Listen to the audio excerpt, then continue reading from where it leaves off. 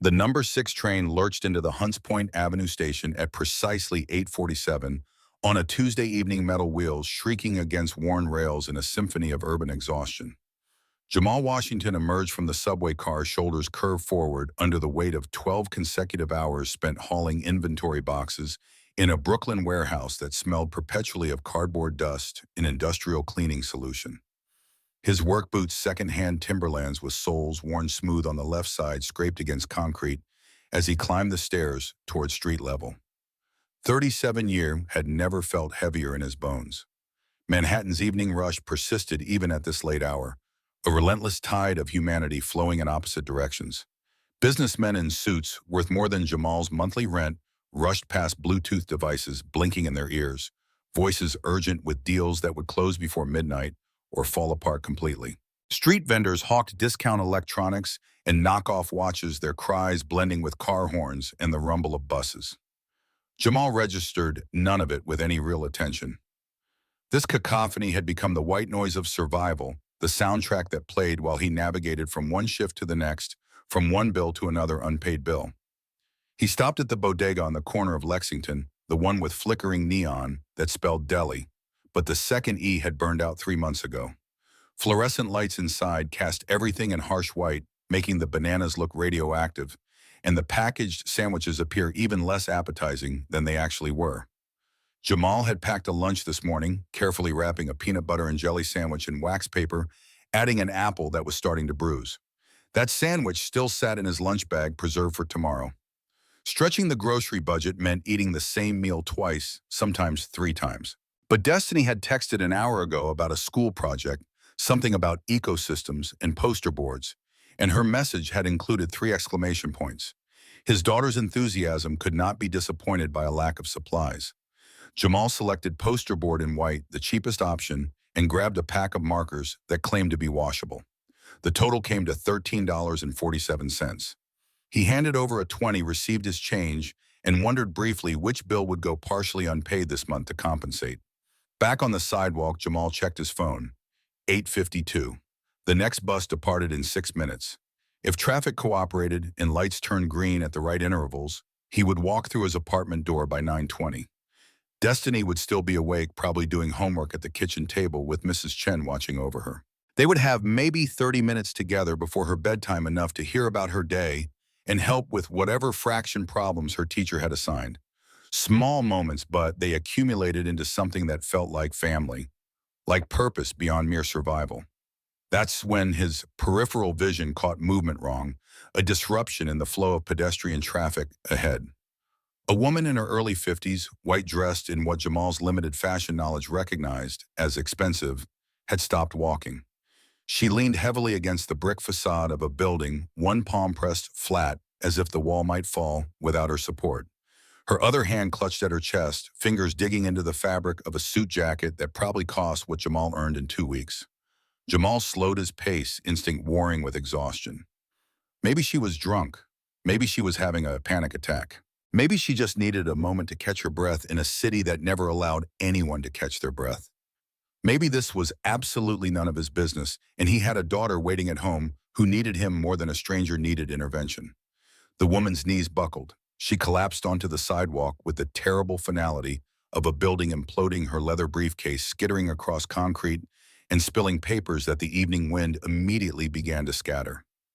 Her body convulsed once, twice, and even from 30 feet away, Jamal heard the sound she made, trying to breathe, a wet gasping that spoke of systems failing in catastrophic sequence. The crowd didn't stop. People stepped around her fallen form, some glancing down with the mild curiosity reserved for street performers or particularly aggressive pigeons. A teenager pulled out his phone, aimed it at the woman, and started recording, already composing a caption in his head. A businessman in gray pinstripes checked his Rolex, calculated whether calling 911 would make him late for dinner, and kept walking. The city flowed around her like water around a stone, indifferent and eternal. Jamal's lunch bag hit the pavement. The poster board tumbled after it. His legs moved before conscious thought could intervene, muscle memory from some deeper place taking control. He pushed through the crowd, elbows sharp, apologies absent. Not like this, not again, not when he could do something about it. He dropped to his knees beside her concrete, biting through his work pants, probably tearing the fabric. But that concern registered somewhere distant and irrelevant. Up close, he saw details that made his heart rate spike, medical facts manifesting in ways no training manual could adequately prepare someone for. Her skin had taken on a grayish tint, the color of old newspaper. Her lips were turning blue at the edges, cyanosis creeping inward. Her eyes remained open, hidden, and terrified seeing him, but not really seeing anything lost somewhere between consciousness and its absence.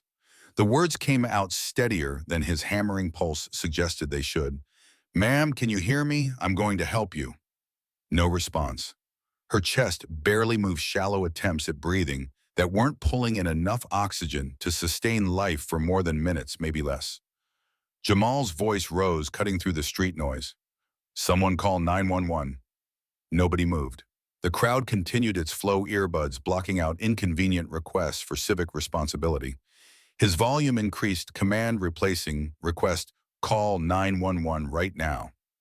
A young woman in yoga pants and a North Face jacket finally pulled out her phone, fingers shaking as she dialed, voice trembling as she reported the address to the dispatcher. Jamal heard her in the background providing details, but his focus had already narrowed to the woman in front of him, to the training the warehouse had mandated every employee complete, to the CPR certification he'd sat through half asleep most times, because the odds of actually needing it seemed astronomical.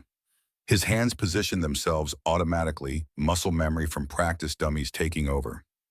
Tilt the head back, check the airway, place hands center chest one over the other, elbows locked, shoulders directly above. Push hard, push fast, 30 compressions, 2 breaths. Block out everything else. The rhythm established itself immediately. 1, 2, 3, 4. Her body jerked with each compression, the designer jacket bunching up beneath his palms, expensive fabric wrinkling under the pressure required to manually pump a heart that had stopped doing its job. Sweat formed on Jamal's temples, despite the cool evening air. 5, 6, 7, 8. His arms started burning, lactic acid building in muscles already exhausted from a 12-hour shift. 9, 10, 11, 12.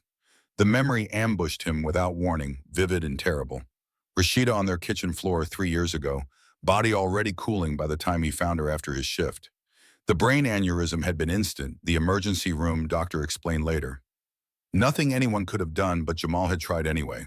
He'd performed CPR on his wife's body, screaming her name, pumping her chest long after it became clear that she was gone, continuing until paramedics physically restrained him and sedated him because he couldn't stop. Wouldn't accept that no amount of compressions would bring her back. 13, 14, 15, 16. This time would be different. This woman wasn't Rashida. This woman still had a chance if he just kept going, if he maintained the rhythm, if his arms didn't give out before the ambulance arrived. 17, 18. 1920. Voices penetrated his concentration. Spectators offering commentary. Where's the ambulance? Is she dead? Should he even be doing that? Jamal blocked them out. 21, 22, 23, 24. His shoulders screamed in protest joints, sending urgent messages about damage being done, demands to stop that he ignored completely. 25, 26, 27, 28. Almost there. 29, 30. He bent down, gave 2 rescue breaths, watching her chest rise slightly with the air he forced into her lungs, then immediately returned to compressions. 1, 2, 3, 4. The cycle repeated, mechanical and desperate, a race against cellular death that measured itself in minutes and seconds. Sirens wailed in the distance, growing louder, Doppler effect shifting pitch as the ambulance navigated Manhattan traffic. The crowd parted as 2 paramedics rushed through equipment bags, bouncing a gurney, rattling behind them. Jamal's voice came out, rough, breathless. "I got a pulse. Weak, but it's there." The lead paramedic, a Hispanic woman with kind eyes and efficient hands, immediately took over his position. Her name tag read Martinez. She worked with practiced speed, attaching monitoring equipment, while her partner moved to the woman's other side with an oxygen mask. Martinez's voice carried the professional calm of someone who lived in crisis. "How long was she down?" Jamal rocked back on his heels, hands still shaking. "Maybe 2 minutes before I got to her. I did CPR for about 3-4 minutes before you arrived." Martinez looked up briefly, something like respect flickering in her expression. "You saved her life. What's your name?" The question felt surreal, disconnected from the adrenaline still flooding his system. Jamal. Jamal Washington. But Martinez had already refocused on her patient, calling out vital signs to her partner. In medical shorthand, Jamal didn't understand. They worked with the efficiency of a pit crew at a race, every movement purposeful, no wasted energy. Within 90 seconds, they had the woman loaded onto the gurney, started oxygen, flowing monitors beeping reassuringly. Jamal stood, knees protesting, joints cracking audibly. His hands continued trembling, vine tremors he couldn't control. The woman's briefcase lay on its side, papers scattered in a radius around it like leaves from a fallen tree. He gathered them quickly, shuffling them into some semblance of order, and handed the collection to Martinez just as they were loading the gurney into the ambulance. Martinez accepted the briefcase, met his eyes. "Thank you, you should be proud." Then they were gone, ambulance screaming away into Manhattan traffic lights, painting the buildings in alternating red and white, siren Doppler shifting into the distance. The crowd dispersed immediately. The show concluded, everyone returning to their lives and schedules and appointments. Within 30 seconds, the sidewalk looked exactly as it had before, as if nothing significant had occurred, as if a woman hadn't died and been brought back to life on this very spot. Jamal bent down and retrieved his lunch bag. The sandwich inside had been crushed bread compressed into a dense mass. The poster board poked out at an angle, one corner bent beyond repair. His hands refused to stop trembling, adrenaline crash beginning, exhaustion reasserting itself with compound interest. He walked to the bus stop on autopilot, his mind replaying the last 10 minutes in high definition. The woman's gray face, the compression rhythm, the sirens, the weight of her body under his hands. The terrible knowledge that he held someone's life in his palms and had to keep pushing, keep breathing, keep fighting, even when his arms felt like they might fall off. The bus stop bench offered hard plastic city-issue furniture designed to discourage extended sitting. Jamal collapsed onto it and pulled out his phone. 9:14. He'd missed his bus. His fingers moved across the screen, typing a message to Destiny. "Daddy will be home 10 minutes late, baby girl. Love you." The response came immediately, his 9-year-old daughter apparently still awake despite the hour. "Okay, Daddy, I've finished my homework." Jamal stared at the heart emoji, the simple digital symbol his daughter still wasn't too cool to use, and felt his throat tighten. Somewhere in this city, that woman was fighting for her life in an emergency room. Doctors would be running tests, making decisions, determining whether she would see tomorrow. And here he sat, just trying to get home to his daughter, trying to maintain the fragile routine that kept their small family functioning. He'd probably never know if the woman survived. That was the nature of these things, these moments of intersection between strangers. You did what you could, and then you went back to your life, and the outcome remained forever unknown. That had to be enough. He'd done what Rashida would have wanted him to do, what his wife had always believed people should do for each other, without expectation of reward or recognition.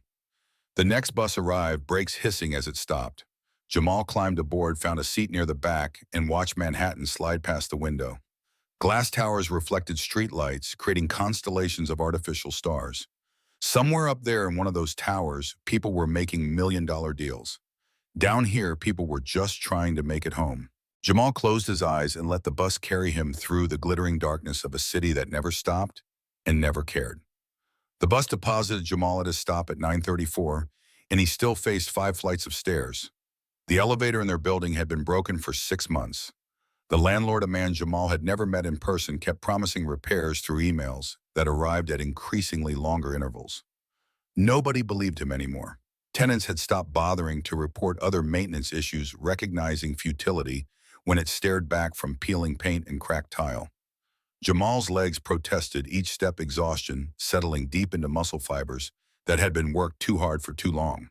From the third-floor landing, he could hear Mr. Rodriguez and his wife arguing in rapid Spanish, their voices carrying through walls so thin that Jamal could make out individual words even without understanding the language. On the 4th floor, someone's television blared a basketball game, announcers shouting about a three-pointer that either won or lost the game, hard to tell which, from the hallway. He reached apartment 5C and paused, hand on the doorknob. Through the door, he could hear Destiny's laughter, bright and clear, cutting through fatigue like sunlight through fog. Whatever weight he'd been carrying suddenly distributed itself differently, still heavy, but somehow bearable. The door swung open before he could turn his key. Destiny launched herself at him, arms wrapping around his waist, and at 9 years old she barely reached his chest, but her hugs could squeeze air right out of his lungs. Her cornrows bounced as she talked, beads clicking together. "Daddy, hey, you're late. Did something happen? Are you okay?" Jamal dropped his lunch bag and lifted her up, ignoring his back's complaints. "Hey, baby girl, nothing bad, just got delayed. You get taller every day, I swear." Her face glowed with pride. "Mrs. Chen measured me. I grew half an inch since last month." Mrs. Chen emerged from the kitchen, wiping her hands on a dish towel. 72 years old resident of this building for 4 decades, she watched Destiny 3 evenings a week when Jamal worked his second shift. He paid her what he could. She never complained. It wasn't enough. Never mentioned that her fixed income probably needed the money more than she let on. Her accented English carried warmth. She ate already, chicken nuggets and green beans. Did her homework too. Smart girl, your destiny. Gratitude washed over Jamal, the kind of deep appreciation that came from knowing he couldn't manage alone. "Thank you, Mrs. Chen. I don't know what we'd do without you." The elderly woman waved him off. "We take care of each other. That's what neighbors do." She patted Destiny's head as she passed, her touch gentle. "Be good for your daddy, okay?" The door clicked shut, and suddenly the apartment contained just the two of them. The living room, kitchen, and dining area existed as essentially one space, maybe 400 square feet total. Two tiny bedrooms branched off to the left, and they shared a bathroom with a shower that only produced hot water if you ran it for exactly 3 minutes first. 600 square feet of home, but it was clean. The second-hand furniture had been arranged with care.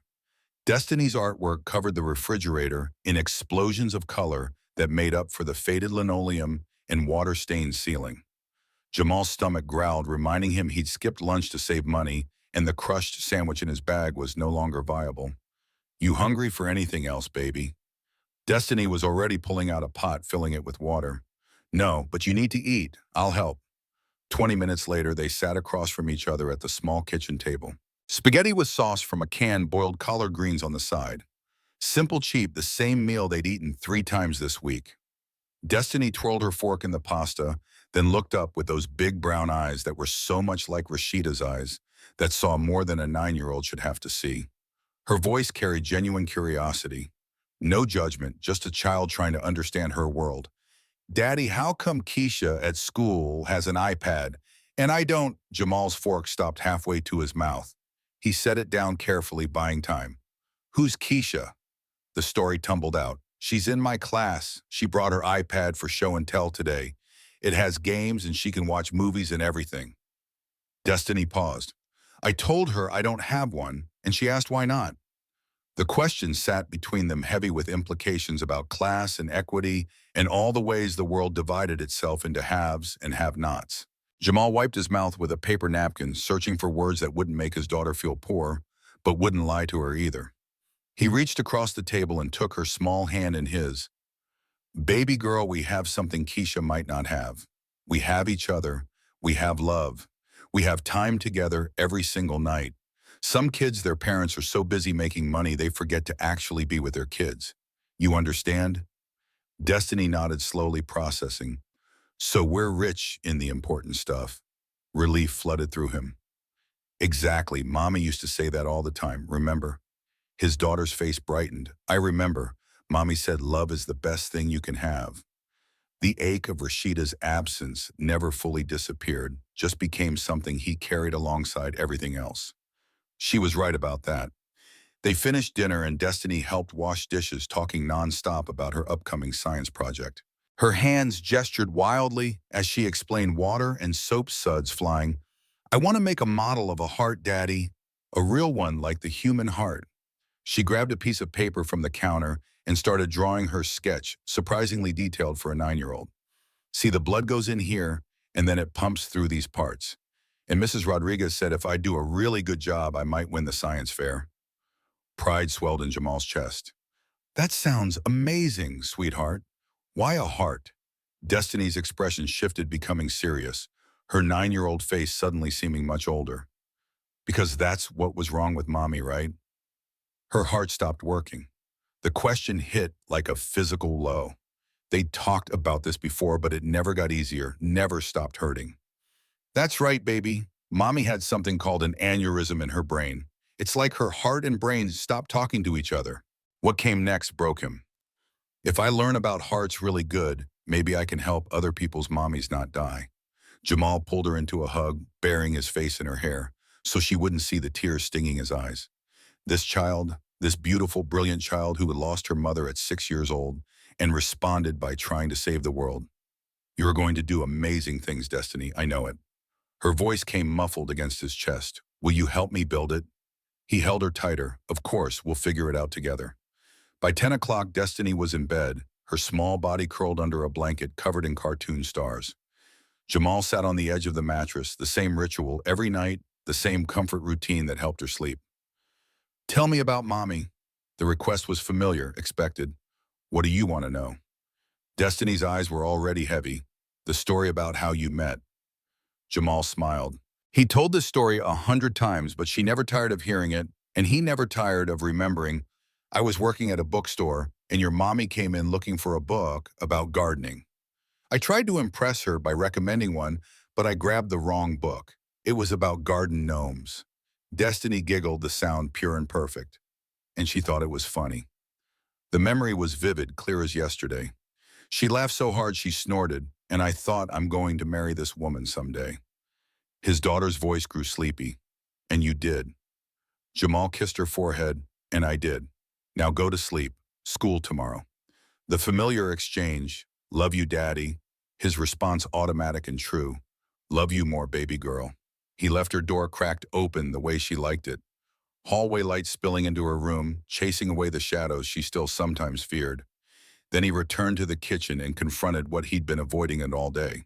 The bills spread across the table like an accusation, each envelope a reminder of obligations outpacing income.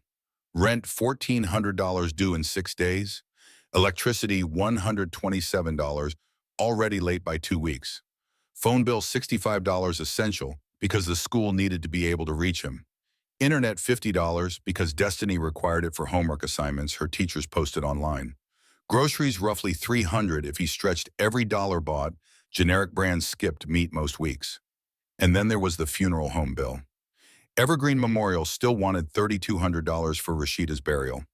They'd been patient, had allowed him to pay in installments, but patience had limits, and those limits were approaching fast. Jamal pulled out his phone calculator, though he already knew the numbers by heart. His warehouse salary brought in $2,100 a month after taxes. The weekend security gig added maybe $400 if he worked every Saturday and Sunday, which he tried to do, but sometimes couldn't because Destiny had activities or got sick. Total income $2,500 on a good month, minimum expenses $2,730, and that didn't include things like new shoes when Destiny's current pair wore out, school supplies, the poster board and markers he'd bought tonight. Unexpected costs that seemed to arrive with perfect regularity. He was short $230 this month. Again. And the month before that, he'd been short $180, and the month before that, $290.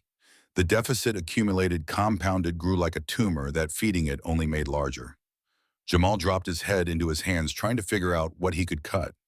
He'd already canceled Netflix months ago, already switched to the cheapest phone plan that still allowed data, already stopped buying coffee, stopped going out, stopped doing anything that cost money beyond absolute necessities.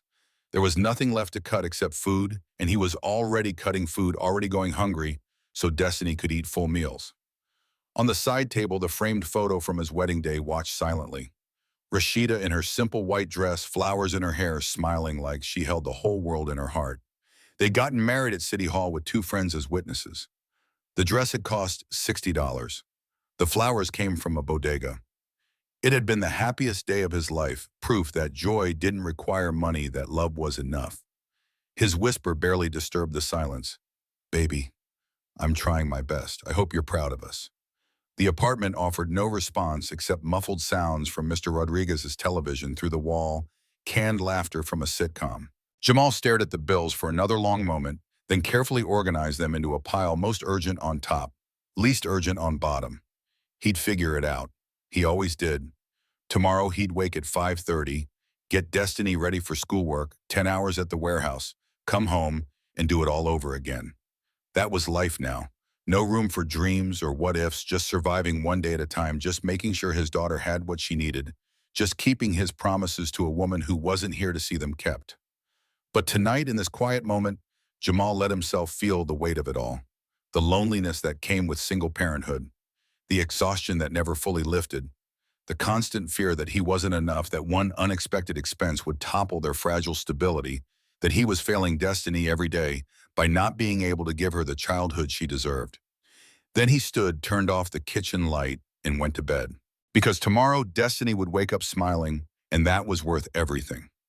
That was enough reason to keep going, keep fighting, keep hoping that someday, somehow, things would get better. 3 days passed. Jamal returned to his routine warehouse shifts, weekend security, helping Destiny with homework, stretching groceries, ignoring the growing pile of bills.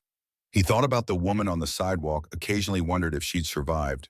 But those thoughts were fleeting, overshadowed by immediate concerns about rent and food and keeping his daughter happy in a world that seemed designed to make happiness expensive.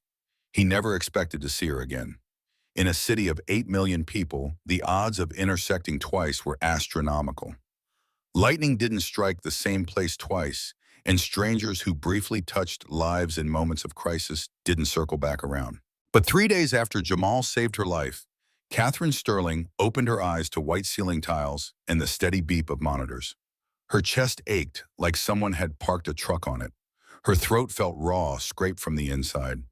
For a moment, she had no idea where she was or why everything hurt. Then memory rushed back in fragments, crushing pain radiating through her chest, the sidewalk rising up to meet her, strong hands pressing against her sternum, a calm voice cutting through panic. A woman's face appeared above her, African-American, late 40s, wearing a white coat with a stethoscope draped around her neck. "Miss Sterling, I'm Dr. Williams, head of cardiology. You're at Mount Sinai. You've been here for about 6 hours." Catherine tried to speak, but her mouth was too dry, tongue sticking to her palate. Dr. Williams held a cup of water with a straw to her lips. "Small sips. Your throat's going to be sore from the intubation."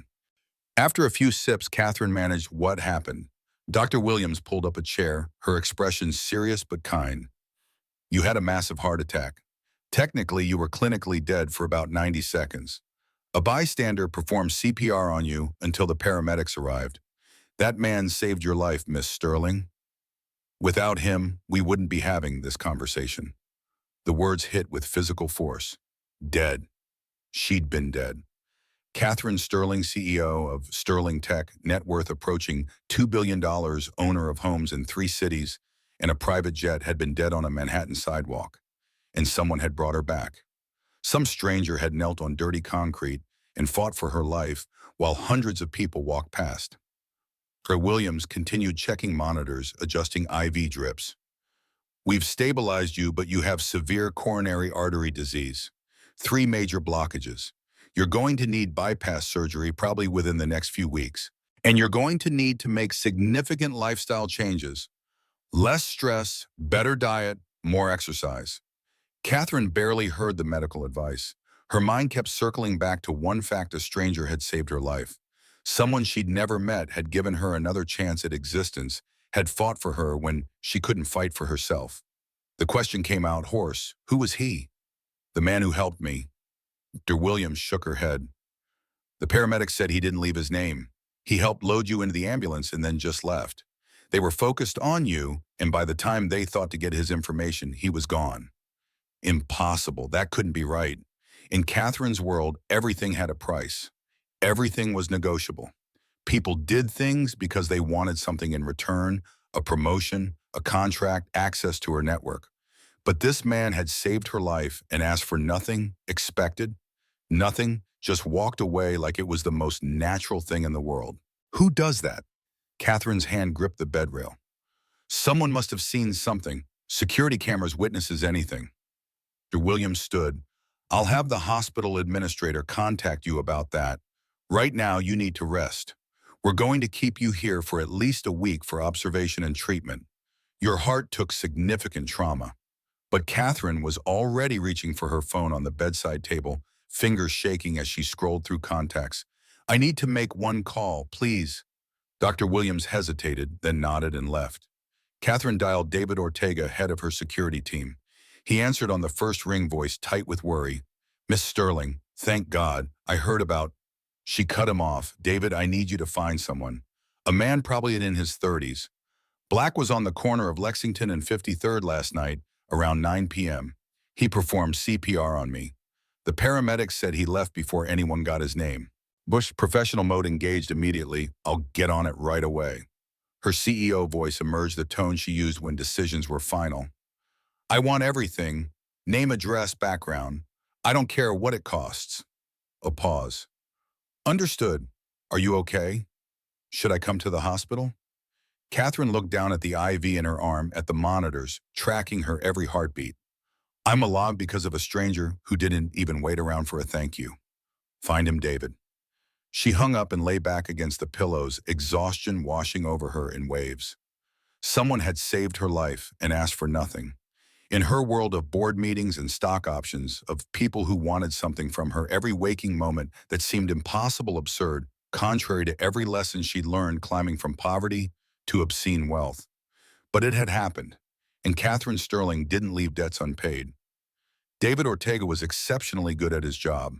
He'd spent 20 years in military intelligence before Catherine hired him, and he had resources that existed in legal gray areas she preferred not to examine too closely. 3 days later, he delivered a file to her hospital room personally, his expression unreadable. His warning came before he handed it over. "You're not going to like what you find." Catherine opened the folder, fingers still slightly trembling from medication. The first page was a DMV photo, Jamal Washington, age 37, dark skin, kind eyes, a slight smile like he'd been thinking about something pleasant when they took the picture. He looked tired but not defeated, strong but gentle. This was him, the man who'd saved her life. She turned the page and started reading. Jamal Marcus Washington, born in Brooklyn. High school diploma, no college degree. Currently employed at Mason Brothers Warehouse in Brooklyn, 4 years at that position. Also worked weekend security shifts at a Bronx shopping center. Widowed 3 years ago, wife died of a brain aneurysm at age 32. Catherine's hand went to her chest, right where it still ached. Widowed at 34. He'd lost his wife and still found it in himself to save a stranger. The file continued. One daughter, Destiny Washington, age 9, attends PS 234 in the Bronx Honor Roll. Student, current residence, 1247, Grand Concourse, apartment 5C, Bronx, New York. Monthly rent, $1,400. Estimated annual income, $30,000. Outstanding debts, $3,200 to Evergreen Funeral Home for wife's burial services, $847 in medical bills from daughter's emergency room. Visit last year, broken arm. Credit score 620. Catherine stood and walked to the floor-to-ceiling windows overlooking Central Park. Trees were starting to turn orange and gold, replacing summer green. Below, people jogged along paths that probably cost more to maintain than Jamal's annual salary. She'd almost died 3 days ago, and the man who saved her was working 2 jobs to afford a 1-bedroom apartment while still paying off his wife's funeral. Her own childhood flashed through her mind. The tiny apartment in Queens where she'd grown up. Her father working 70-hour weeks at the dry cleaning business he'd built from nothing. Her mother sewing clothes for neighbors to make extra money. Dinner was often rice and beans. New shoes were a Christmas miracle if they were lucky. Her father had built Sterling Dry Cleaning into a small empire, then pivoted into tech just as the internet exploded. By the time Catherine graduated high school, they'd moved to Manhattan. By the time she took over as CEO at 35, Sterling Tech was worth billions. She'd forgotten what it felt like to count pennies, to choose between paying rent and paying debts, to work yourself to exhaustion just to barely survive. Catherine returned to her desk and flipped to the last page of the file. It was a photo clearly pulled from social media, slightly grainy, but clear enough. Jamal and a little girl, Destiny, at what looked like a school event. Both of them were laughing at something off camera. The girl wore a homemade costume, probably for a play. Jamal had his arm around her shoulders. Despite everything the file said about struggle and loss and debt, they looked happy. Genuinely, radiantly happy. When was the last time Catherine had looked that happy? She'd built an empire, yes. She had more money than she could spend in 5 lifetimes. But her corner office suddenly felt very empty. Her penthouse apartment felt hollow. Her life felt like a shell, beautiful on the outside, vacant within. Her assistant's voice came through the intercom. Miss Sterling, the board meeting is in 10 minutes. Catherine's response was immediate. Cancel it. A pause, confusion evident. Cancel, but they've been scheduled for. The CEO voice emerged, brooking no argument. Cancel the meeting, Jennifer. Reschedule for next week. Catherine was already pulling up the contact information David had included. And clear my schedule for tomorrow afternoon. Another pause. Is everything okay? Catherine looked at the photo of Jamal and Destiny again, at a man who'd saved her life while fighting his own daily battles, at a father raising a daughter alone, working 2 jobs, still smiling. Yes, I just need to do something important. She spent the rest of the day reading and rereading the file, trying to figure out the right approach. She couldn't just throw money at this. The file included notes from David's discreet inquiries, neighbors saying Jamal was proud and independent, the kind of man who'd refuse charity offers after his wife died. He wouldn't accept a handout no matter how much he needed it. But this wasn't charity. He'd saved her life. She owed him everything. The question was how to repay someone for giving you back your existence without insulting their dignity. Catherine stared out at the city lights as evening fell. Somewhere out there in the Bronx, Jamal Washington was probably coming home from his second shift. His daughter was probably waiting up for him. They'd have dinner together in their small apartment, and he'd help her with home work, and he'd try not to think about the bills piling up. And he had no idea that the woman whose life he'd saved was now trying to figure out how to save his back. She picked up her phone and called David again. I need you to find out everything about Jamal Washington's skills work history recommendations from employers. Anything that tells me what he's good at. And I need it by tomorrow morning. David's voice carried curiosity. May I ask what you're planning? Catherine smiled for the first time in days. I'm planning to offer a good man the opportunity he deserves. I just need to make sure he can't say no. The next day, Catherine's driver pulled up to 1247 Grand Concourse at exactly 6:30 p.m. She'd told him to wait around the corner. This wasn't the kind of neighborhood where a black Mercedes with tinted windows would go unnoticed, and she didn't want to announce her arrival with obvious wealth. The building was exactly what the file had described: 5 stories, brown brick, fire escapes, zigzagging down the front paint, peeling around windows. A group of teenagers sat on the stoop, music playing from someone's phone. They looked up as Catherine approached their conversation, stopping mid-sentence. She was wearing a simple blazer and slacks, the most casual outfit she owned, and still she felt absurdly overdressed. Her shoes alone probably cost more than a month's rent here. The lobby door was propped open with a brick. No doorman, no security desk, just a wall of dented mailboxes and a handwritten sign that read, "Elevator broken, sorry." Catherine started climbing. Her chest still ached from the heart attack, and by the 3rd floor she was breathing hard, heart rate elevated. Dr. Williams had been emphatic about taking it easy, but some things couldn't wait. By the 5th floor she had to stop and catch her breath, one hand pressed against the wall, the other against her chest, feeling her heart work harder than it should. Apartment 5C was at the end of the hall. Catherine could hear voices inside, a child's laughter, a man's deeper response. For a moment, she almost turned around. This was insane. What was she even doing here? But she'd come this far. She'd climbed 5 flights of stairs with a damaged heart to find this man. She wasn't leaving without at least trying. She knocked. The laughter stopped. Footsteps approached, light and quick. The door opened to reveal a little girl with cornrows decorated with colorful beads. She wore a school uniform polo and looked up at Catherine with enormous brown eyes. Her face split into a huge smile. "Hi, Daddy. There's a pretty lady at the door." Catherine heard movement inside, then Jamal appeared behind his daughter. He was wearing a faded t-shirt and in jeans, barefoot, clearly just home from work. His expression went from curious to shocked in about half a second. The words came out rough, "It's you." Catherine managed to smile despite her pounding heart. "It's me. I'm Catherine Sterling. You saved my life last Tuesday." Jamal's hand went to the back of his neck, a gesture that seemed almost embarrassed. I just did what anyone would do. I'm glad you're okay." She had to make him understand. "Anyone wouldn't have done it. 100 people walked past me. You stopped." Catherine pulled an envelope from her purse, hands shaking slightly. "I came to thank you properly." Destiny tugged on her father's shirt. "Daddy, who is she?" Jamal's voice was gentle. This is the lady I told you about, baby, the one who was sick. Destiny's eyes went even wider. You saved her like a superhero, Jamal began. Not a superhero, just, Catherine interrupted. Please, may I come in, just for a moment. Jamal hesitated, clearly torn between pride and courtesy, then stepped back. Of course, I'm sorry. Where are my manners? Come in. The apartment was smaller than Catherine had imagined, and she'd known the square footage from David's report. But knowing 600 square feet intellectually and experiencing it viscerally were different things. The entire space couldn't have been more than her master bathroom. But it was spotlessly clean.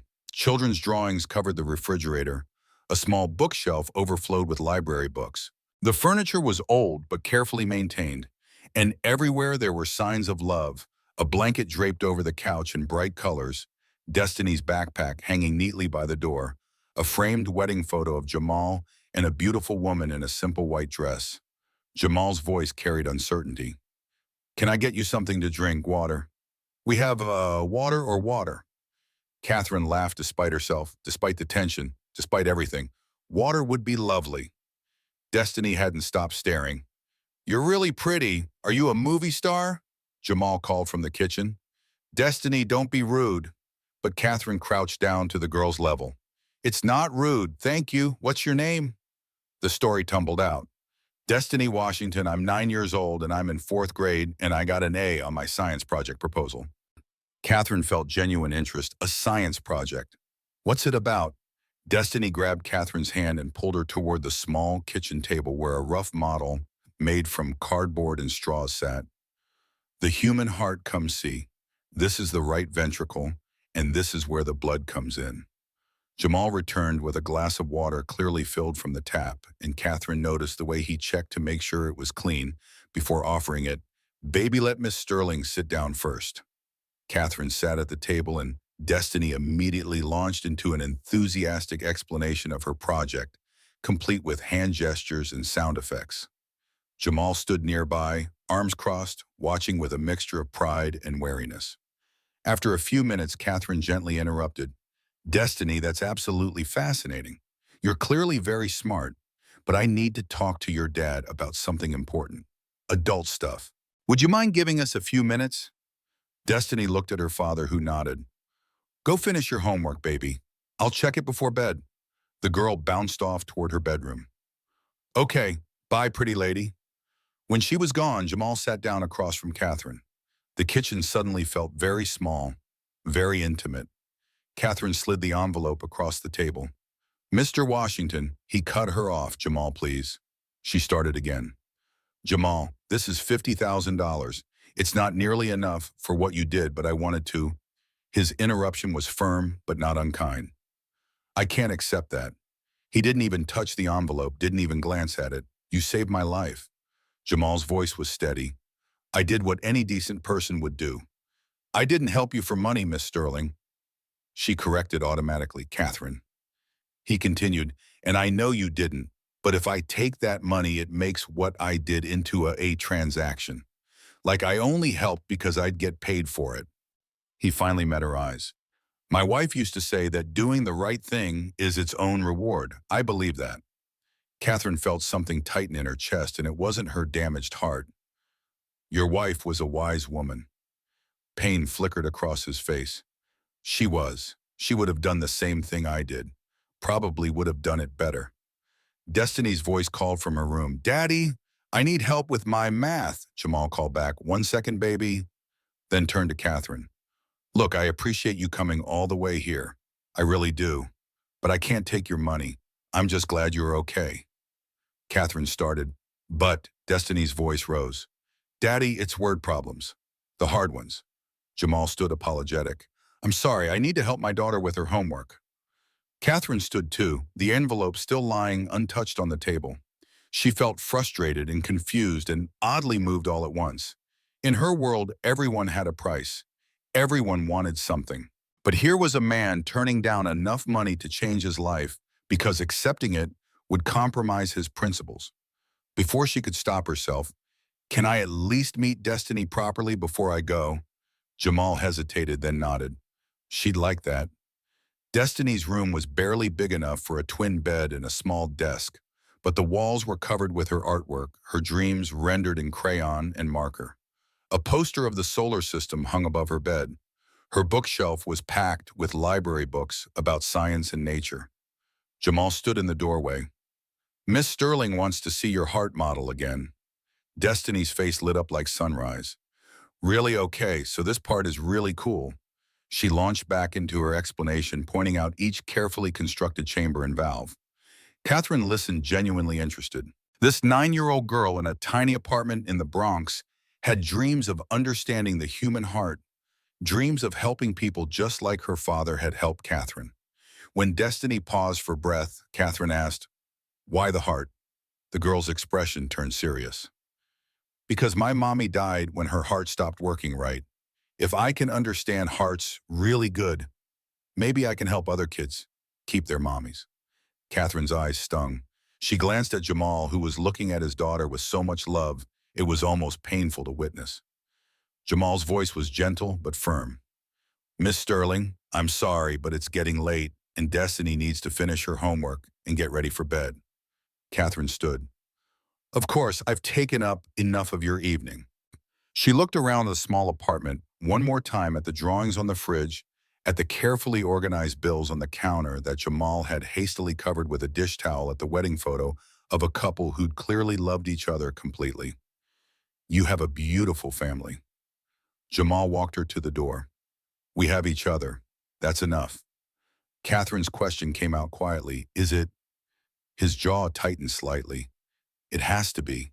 She wanted to argue, to push back, to make him see reason, but something about the set of his shoulders, the protective way he glanced back toward Destiny's room, told her that pushing now would only make him more resistant.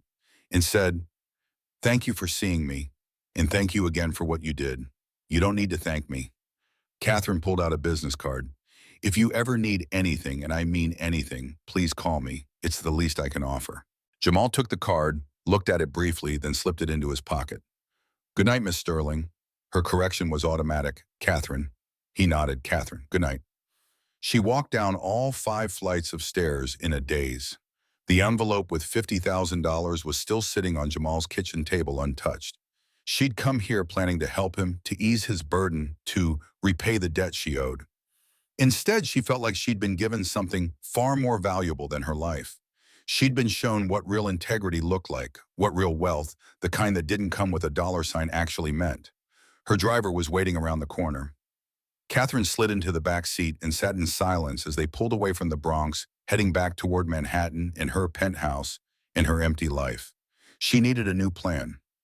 Jamal Washington wasn't going to accept charity no matter how much he needed it. But maybe, just maybe, he might accept opportunity. 3 days passed before Catherine returned. This time, she didn't bring an envelope of cash. She brought a leather portfolio and a job description she'd rewritten 4 times, consulting with her head of HR, her COO, and finally just trusting her instincts. Jamal answered the door in his warehouse uniform, clearly about to leave for his shift. His expression shifted from surprise to something more guarded when he saw her. Catherine held up the portfolio before he could speak. "I know what you said about the money. This isn't that. May I have 5 minutes, please?" Destiny appeared behind her father, backpack already on. "The pretty lady is back." "Hi." Catherine smiled.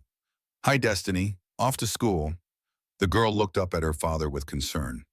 "Yeah, but Daddy walks me. He's going to be late for work now. Are you going to get in trouble?"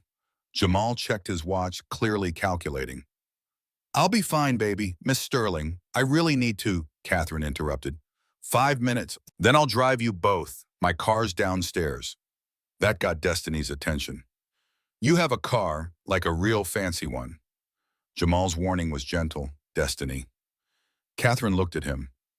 "Please, 5 minutes changed everything for me. Give me 5 minutes to maybe change something for you." Jamal's jaw worked for a moment, pride warring with curiosity. Then he stepped back. 5 minutes. Destiny, finish getting your stuff ready." Catherine sat at the same kitchen table, but this time she opened the portfolio and pulled out a formal job offer. "I'm not here to give you money. I'm here to offer you a job." Jamal remained standing, arms crossed. Her pitch was practiced but sincere. "Facilities operations manager at Sterling Tech. You'd oversee building maintenance safety protocols, vendor relationships, staff management. Starting salary is $78,000 a year, plus full health insurance, dental vision, and a 401k with company matching. Jamal stared at her. You're joking. Catherine slid the paper across the table. I'm not. I spent the last 3 days reviewing your work history. Your supervisors at the warehouse gave you outstanding reviews. They said you're reliable, you solve problems creatively, and people respect you. Those are exactly the qualities I need. Jamal sat down heavily but didn't touch the paper. Miss Sterling, she corrected Catherine. He tried again. Catherine, I don't have a college degree. I've never worked in an office. I'm a warehouse worker, not a... Catherine leaned forward. You have 15 years of facilities experience. You understand logistics, safety regulations, equipment, maintenance, and personnel management. You just didn't have fancy titles for it. She paused. I don't need another MBA who looks good on paper. I need someone who actually knows how buildings work, who can think on their feet, and who... She paused again, choosing her words carefully. Has the character to do the right thing even when no one's watching. Jamal picked up the job description, his eyes scanning the details. Catherine watched his expression, doubt, hope, fear all flickering across his face. She saw him pause at the salary line, saw his throat work as he swallowed. His voice came out quiet. Why are you really doing this? I helped you one time. One time, this is... He gestured at the paper. This is life-changing money. Catherine's response was honest. Because you deserve an opportunity you've never gotten. Because talent doesn't only exist in people who can't afford college. And because... Her voice softened. You reminded me of my father. He worked 70 hours a week in a dry cleaning business, did everything right, raised me to value hard work over everything. If someone had given him a chance earlier, who knows what he could have built. Destiny called from her room. Daddy, does this mean we can go on the school trip to the Science Museum? It's $40 and... She stopped in the doorway, seeing the paper spread on the table. What's that? Jamal's voice was strained. It's a job offer, baby. Destiny's eyes went wide. A new job. Does it pay more? Jamal began. Destiny, that's not... Catherine said gently. A lot more, enough that you could definitely go on that science trip. Destiny grabbed his arm. Daddy, you have to take it. Jamal's voice was gentle but firm. It's not that simple, baby. Destiny looked between them, genuinely confused. Why not Miss Catherine is nice? She's giving you a better job. Mommy always said good things happen to people who help others. Jamal closed his eyes briefly. When he opened them, Catherine saw the conflict, their pride warring with practical necessity, fear battling hope. The question came out rough. What if I'm not good enough? What if I take this job and fail? Then what I've got destiny depending on me. Catherine met his eyes steadily. Then we train you, we support you, we make sure you succeed. She paused. Jamal, I've run this company for 15 years. I don't make hiring decisions lightly. I believe you can do this job. The question is, do you believe it? Destiny tugged his sleeve. Daddy, you're the smartest person I know. You fix everything. You can do this. Jamal looked down at his daughter, then at the job offer, then at Catherine. The weight of the decision was visible on his face. I need time to think about it. Catherine stood. Of course, take until next Monday. That gives you a week. Destiny asked hopefully, can we still get that ride to school? I really want to see the fancy car. Despite everything, Jamal laughed a short, stressed sound. Yeah, baby, we can get a ride. In the back of Catherine's Mercedes, Destiny pressed her nose against the window, pointing out everything they passed, a running commentary on their neighborhood from a 9-year-old's perspective. Jamal sat stiffly, the job offer folded in his pocket, saying nothing. When they pulled up to PS 234, Destiny hugged her father. Think about it, okay, Daddy? Really think about it. Jamal's voice was thick. I will, baby. Have a good day at school. After Destiny bounded up the steps, Catherine turned to Jamal. Where's the warehouse? I'll drop you off. He protested weakly. You don't have to. She cut him off. I'm already late for my own meeting. Let me do this. They drove in silence for several blocks before Jamal finally spoke. I've worked 2 jobs for 3 years to barely make ends meet. This one job pays almost 3 times what I make now. It feels too good to be true. Catherine kept her eyes on the road. It's not charity, Jamal. I need a facilities manager. You need a better opportunity. That's just good business for both of us. She paused. And if the board asks why I hired a warehouse worker with no degree for a management position, I'll tell them I hired the man who had the character to save a stranger's life without hesitation. If they have a problem with that, they can take it up with me. She glanced at him. I didn't get to where I am by letting other people tell me who deserves a chance. She pulled up to the warehouse and Jamal sat for a moment before opening the door. Finally, thank you for the offer, for believing I can do this when I'm not sure I can. Catherine's voice was firm. You can. You just have to choose to try. He nodded and got out, and Catherine watched him walk into the warehouse, shoulders squared, despite the uncertainty she knew he was carrying. Then she pulled away, heading back to Manhattan, back to her world of board meetings and stock prices and decisions that affected thousands of lives. But her mind stayed in the Bronx in a 600-square-foot apartment where a man and his daughter had built a life from love and determination and the stubborn refusal to give up.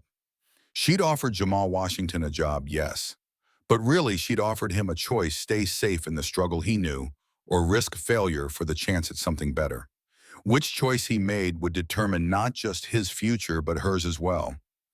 Because Catherine Sterling had discovered something in that tiny apartment, something she'd been missing in her corner office, in her penthouse, in her billion-dollar empire. She'd discovered what wealth actually meant, and it had nothing to do with money. Thứ hai tuần sau, Jamal Washington đứng trước gương phòng tắm lúc 6 giờ 15 phút vật lộn với chiếc cà vạt không thấy ánh sáng ban ngày đã 3 năm. Bộ vest anh mặc trong đám tang Rashida giờ trùng xuống trên khung xương, đã gầy hơn nhiều sau những ca làm kép và bữa ăn bỏ qua. Quấn cần thêm thắt lưng mà anh không có. Tay áo hơi ngắn, anh trông như đứa trẻ mặc đồ của bố. Giọng Destiny vang lên từ của bố làm sai rồi. Cô bé trèo lên nắp bồn cầu đã đóng đề với tôi của áo anh, những ngón tay nhỏ bé làm việc với tắm lửa một cách tự tin đáng ngạc nhiên. Mẹ dạy con, qua xuống xuyên qua rồi kéo. Jamal nhìn khuôn mặt tập trung của con gái trong gương và cảm thấy cổ họng nghẹn lại. Mẹ con dạy giỏi lắm. Destiny hoàn thành với một cái vuốt tự hào, lùi lại ngắm nghệ thuật của mình. Mẹ nói mỗi đàn ông đều cần biết thật cà vạt cho những ngày quan trọng. Hôm nay là ngày quan trọng phải không bỏ? Anh nuốt nước bọt. Con yêu, rất quan trọng. Destiny chỉnh sửa cổ áo với vẻ nghiêm túc của một đứa trẻ 9 tuổi. Bố trông đẹp trai lắm. Bố sẽ làm tuyệt vời thôi. Jamal ước gì anh tự tin như con gái mình. Tòa nhà Sterling Tech vươn lên 52 tầng vào bầu trời Manhattan, toàn kính và thép phản chiếu ánh mặt trời buổi sáng như một ngọn hải đăng. Jamal đứng trên vỉa hè bên kia đường, dòng người đi làm chạy quanh anh như nước quanh tảng đá, cứ thuyết phục mình bước qua. Tòa nhà trông như thuộc về trang bìa tạp chí. Anh trông như thuộc về bãi giò hàng, xanh toàn sàn đá cẩm thạch và trần cao vút. Nghệ thuật đương đại có giá lẽ ra nhiều hơn lương năm của anh treo trên tường. Đàn ông đàn bà trong vest đắt tiền di chuyển với mục đích rõ ràng, giày gõ trên đá bóng loáng. Mỗi người đều trông như họ thuộc về đây. Trừ anh, Jamal tiến đến quầy an ninh nơi một nhân viên bảo vệ da trắng khoảng 50 tuổi ngồi kiểm tra giấy tờ. Người đàn ông ngước lên khi Jamal đến gần và có gì đó trong biểu hiện anh ta thay đổi. Không thân thiện, không thân thiện, chỉ cẩn thận, giọng người bảo vệ phẳng lặng. Tôi có thể giúp gì? Jamal có giữ giọng vùng. Tôi đến ngày đầu làm việc, Jamal Washington. Tôi là giám đốc vận hành cơ sở mới. Lông mày người bảo vệ nhướng lên một chút. Giấy tờ, anh lắc đầu. Tôi chưa có. Tôi phải nhận từ phòng nhân sự khi... Người bảo vệ cắt ngang. Tôi không thể cho anh lên nếu không có giấy tờ. Quy định tòa nhà. Nhiệt độ bò lên cổ Jamal. Những người khác trong sảnh bắt đầu chú ý đến cuộc trò chuyện. Một phụ nữ trong bộ vest quyền lực liếc qua rồi nhanh chóng nhìn đi. Hai người đàn ông đang nói chuyện dừng lại để quan sát. Jamal cố giữ giọng điềm tĩnh. Tôi hiểu, nhưng cô Sterling bảo tôi đến văn phòng bà ấy trước. Nếu anh có thể gói lên. Giờ người bảo vệ trông hoài nghi rõ ràng. Cô Sterling, anh có hẹn với CEO à? Nhiệt độ tăng thêm. Ánh mắt từ khắp sảnh bây giờ đang nhìn đánh giá phán xét. Jamal cố giữ nhìn nén. Bà ấy thuê tôi trực tiếp. Nếu anh chỉ cần gói lên văn phòng bà ấy. Người bảo vệ khoanh tay. Thưa ông, tôi cần anh đứng sang bên trong khi tôi xác minh. Giọng Catherine vang qua xanh như một hồi chuông. Robert, không sao đâu. Bà sai bước về phía họ trong bộ vest navy, gót giày gõ với uy quyền. Ánh mắt bà sắc như dao. Anh ấy đi cùng tôi. Người bảo vệ tên Robert lập tức đổi tư thế. Cô Sterling, tôi xin lỗi. Anh ấy không có giấy tờ và quy định yêu cầu. Catherine cắt ngang giọng lạnh như băng. Tôi hiểu quy định, Robert. Ông Washington là khách của tôi. Hãy nhớ ai đó từ phòng nhân sự mang giấy tờ của anh ấy lên văn phòng tôi trong vòng 1 giờ. Khuôn mặt Robert đỏ bừng. Vâng thưa bà, ngay lập tức. Ông Washington, tôi xin lỗi về sự nhầm lẫn. Jamal gật đầu không tin giống mình nữa. Catherine chạm nhẹ vào khuỷu tay anh và dẫn anh về phía thang máy. Không ai nói gì cho đến khi cửa thang máy đóng lại và họ ở một mình, tần số tăng dần. Catherine lên tiếng giống phẳng lặng, tôi xin lỗi về chuyện đó. Jamal nhìn chằm chằm vào số tầng đang leo, không phải lỗi của bà. Giọng bà không có cảm xúc, anh ấy đang phân biệt đối xử với anh. Đừng giả vờ ngược lại. Jamal không tranh cãi vì bà nói đúng. Tầng điều hành đúng như Jamal mong đợi. Nhiều kính hơn nhiều nghệ thuật, đương đại hơn nhiều bằng chứng hơn rằng anh đã bước vào một thế giới anh không hiểu. Trợ lý của Catherine, một phụ nữ châu Á trẻ với lớp trang điểm hoàn hảo mỉm cười ấm áp với anh. Giọng cô nhẹ nhàng, anh chắc là ông Washington. Chào mừng đến Sterling Tech. Tôi là Jennifer. Jamal cố mỉm cười. Cảm ơn, gọi tôi là Jamal. Jennifer đề nghị cà phê nước, chúng tôi có máy pha espresso thực sự tốt hơn hầu hết quán cà phê. Anh lắc đầu, nước là được, cảm ơn. Catherine dẫn anh tham quan tòa nhà. Phòng nghỉ nhân viên có bếp đầy đủ 3 loại cà phê và một quầy sinh tố. Phòng gym ở tầng 20 có thiết bị mới hơn bất cứ thứ gì Jamal từng thấy. Văn phòng cơ sở ở tầng 15 lớn hơn cả căn hộ của anh. Catherine dừng lại trước một văn phòng riêng với cửa sổ nhìn ra thành phố. Đây là không gian của anh. Đội của anh ở cuối hành lang. Có 5 người. Họ xử lý hoạt động hàng ngày. Anh giám sát mọi thứ, phối hợp với nhà cung cấp quản lý ngân sách và báo cáo trực tiếp với tôi. Jamal bước đến cửa sổ và nhìn ra Manhattan trải dài bên dưới. Hình ảnh phản chiếu của anh nhìn lại một người đàn ông da đen trong bộ vest quá rộng trông lạc lõng. Giọng anh yếu ớt, Catherine, tôi đã làm việc bằng tay cả đời. Tôi sửa đồ, tôi nâng đỡ, tôi giải quyết vấn đề trên sàn, không phải từ sau bàn làm việc. Bà đến đứng bên cạnh anh sẽ làm cả hai. Quản lý cơ sở không phải là ngồi trong hộp cả ngày. Nó là hiểu cách một tòa nhà thấu suy cách hệ thống kết nối cái gì cần chú ý trước khi hỏng. Anh đã biết tất cả những điều đó. Bây giờ anh chỉ cần học phần kinh doanh. Catherine quay sang nhìn anh. Và nếu anh không thể, chúng tôi sẽ dạy anh. Jamal, tôi không đưa anh đến đây để thất bại. Cuộc họp đời được lên lịch lúc 10 giờ sáng. 5 người tiến vào phòng họp và Jamal ngay lập tức cảm thấy ánh mắt họ đánh giá. Bọn khuôn mặt da trắng, một người châu Á. Tất cả ăn mặc tốt hơn anh. Tất cả rõ ràng đang tự hỏi gã này là ai. Catherine công bố. Mỗi người đây là Jamal Washington, giám đốc vận hành cơ sở mới của chúng ta. Jamal đây là đời của anh. Brad phụ trách hệ thống HVAC. Lisa giám sát quan hệ nhà cung cấp. Tom quản lý hệ thống an ninh. Rachel điều phối lịch trình. Và David xử lý tuân thủ. Bắt tay vòng quanh. Nụ cười lịch sự không hoàn toàn chạm đến mặt ai ngoại trừ Lisa. Brad, một gã khoảng 40 với làn da rám nắng, từ sân gòn ngả người ra sau ghế. Vậy Jamal, anh có bao nhiêu năm kinh nghiệm quản lý cơ sở? Câu hỏi treo trong không khí như một thách thức. Jamal trả lời thẳng thắn.